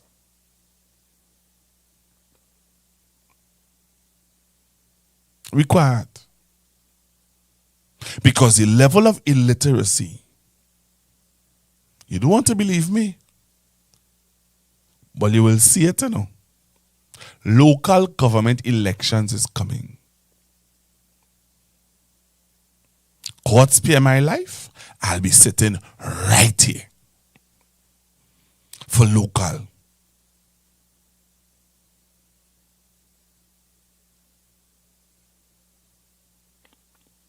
Tomorrow, please God, I'll show you what's happening in the Port of Spain City Corporation. I'll show you. I'll show you. This UNC, in 7 months, fired CPEP, URP, forestry, sent on people in HGC. Huh? You're frustrating contractors You don't tell them already you ain't go, you're not renewing their contract.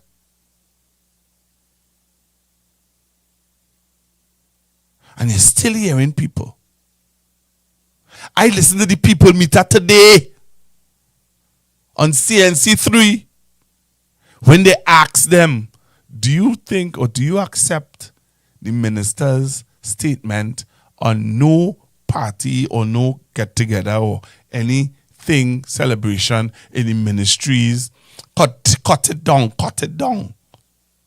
People say, well, she had to do what she had to do. It ain't had no money. Eh?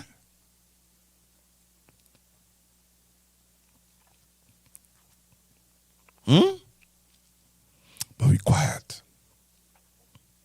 Yeah, now. The SOE go end, no. Trust me. The SOE coming to an end. We will see all who are mouth. We will see all who frustrated. We will see all who fed up. We will see everything. When that SOE come to an end, you will see for yourself how Trinidadians really feel when the SOE come to an end.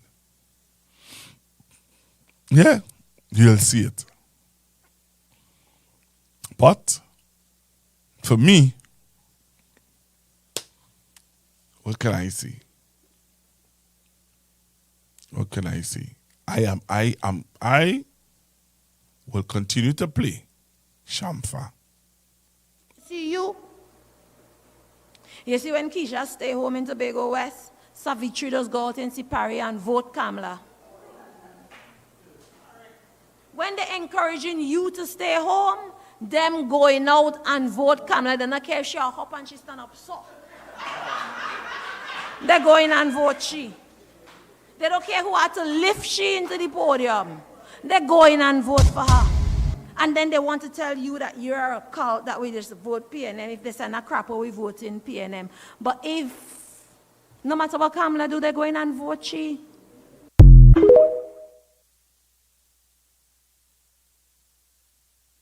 So before I leave again, I just want to remind you guys about our hamper drive. Please help make our family, smile for the holidays.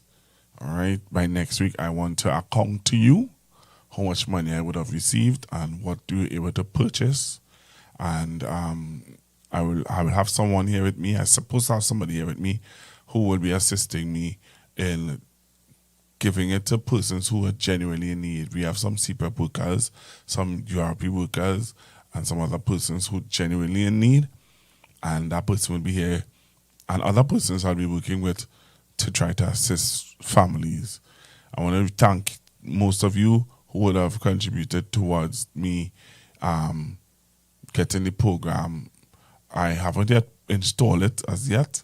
The technician is pretty busy, but as soon as he is able, we are going to install it and have it being able to run as efficient as I would like it to. So again, let me thank those of you publicly who would have called and helped me to acquire the VMix. And also, I'm asking, I'm begging, I'm pleading with you out there to help me help families for this holiday season. If you think that the program was a good one this evening, just type yes. And you can call me if you're interested in helping me with the food hamper drive on 464-7003. If you don't get me, please leave a WhatsApp message.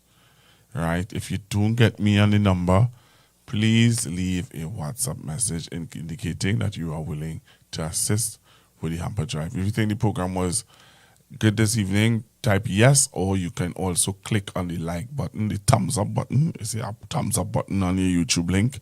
Click on that before you come off. And again, please pray for the families of the persons who were murdered. And, let's pray for the safe return of the gentleman and his wife who was kidnapped.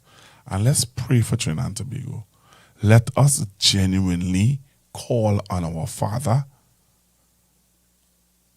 to bring some sort of sanity to our country, because we have reached a place now where people are losing hope. Right? Right now, the Venezuela issue is on a down low because Trump have questions to answer. So right now, Venezuela not in our face. Right? But there are persons who suffer an earthquake. And there's persons who, who dealing with a lot. A lot. All right? So please, please.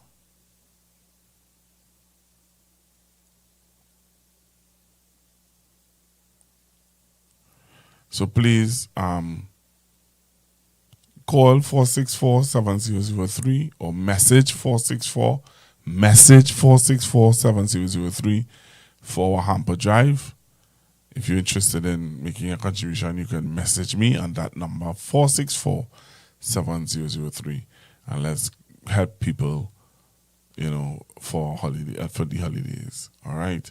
Thank you again for being on Constructive Talk. I'm Pastor Google.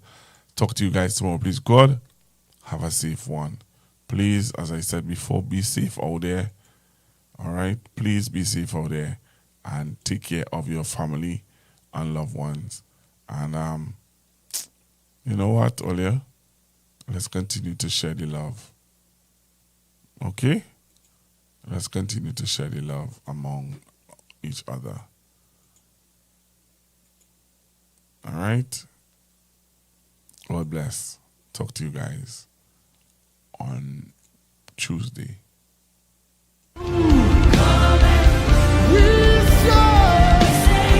You can raise it, Manchester. Come and move. We serve.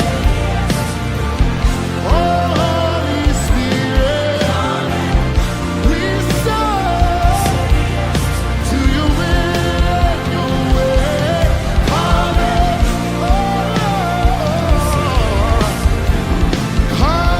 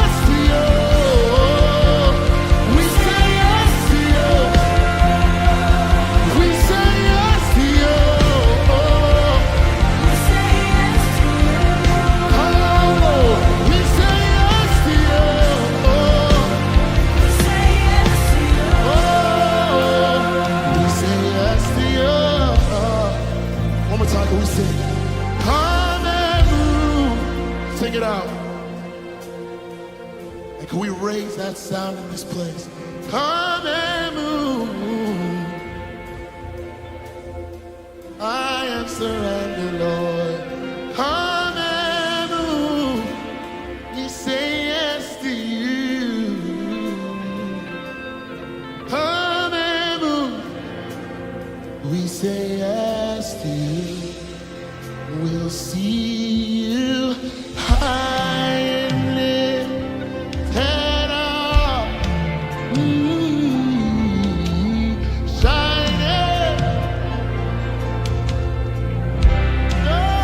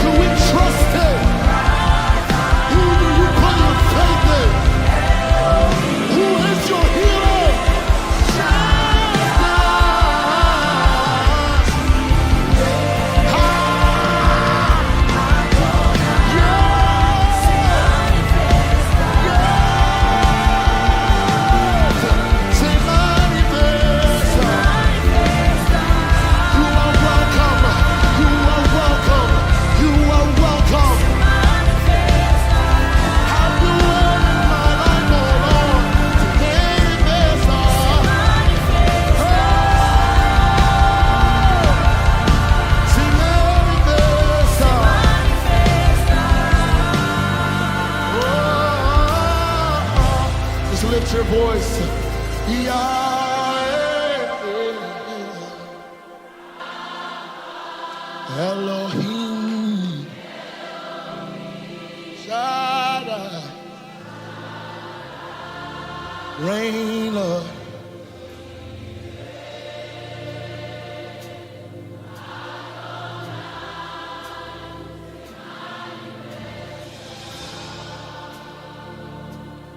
One more time. Yahweh.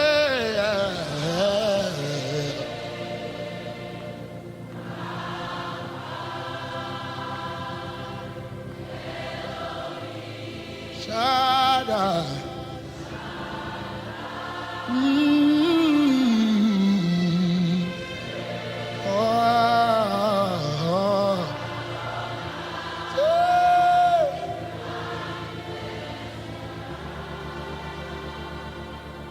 Make yourself known. Make yourself known, oh Lord. Make your power known, oh Lord. Hey, hey, hey, make your glory known, oh Lord. I will be the one you can call on. Oh, you will find me right here at the altar, lifting praise and supplication to the King of glory, because he is worthy.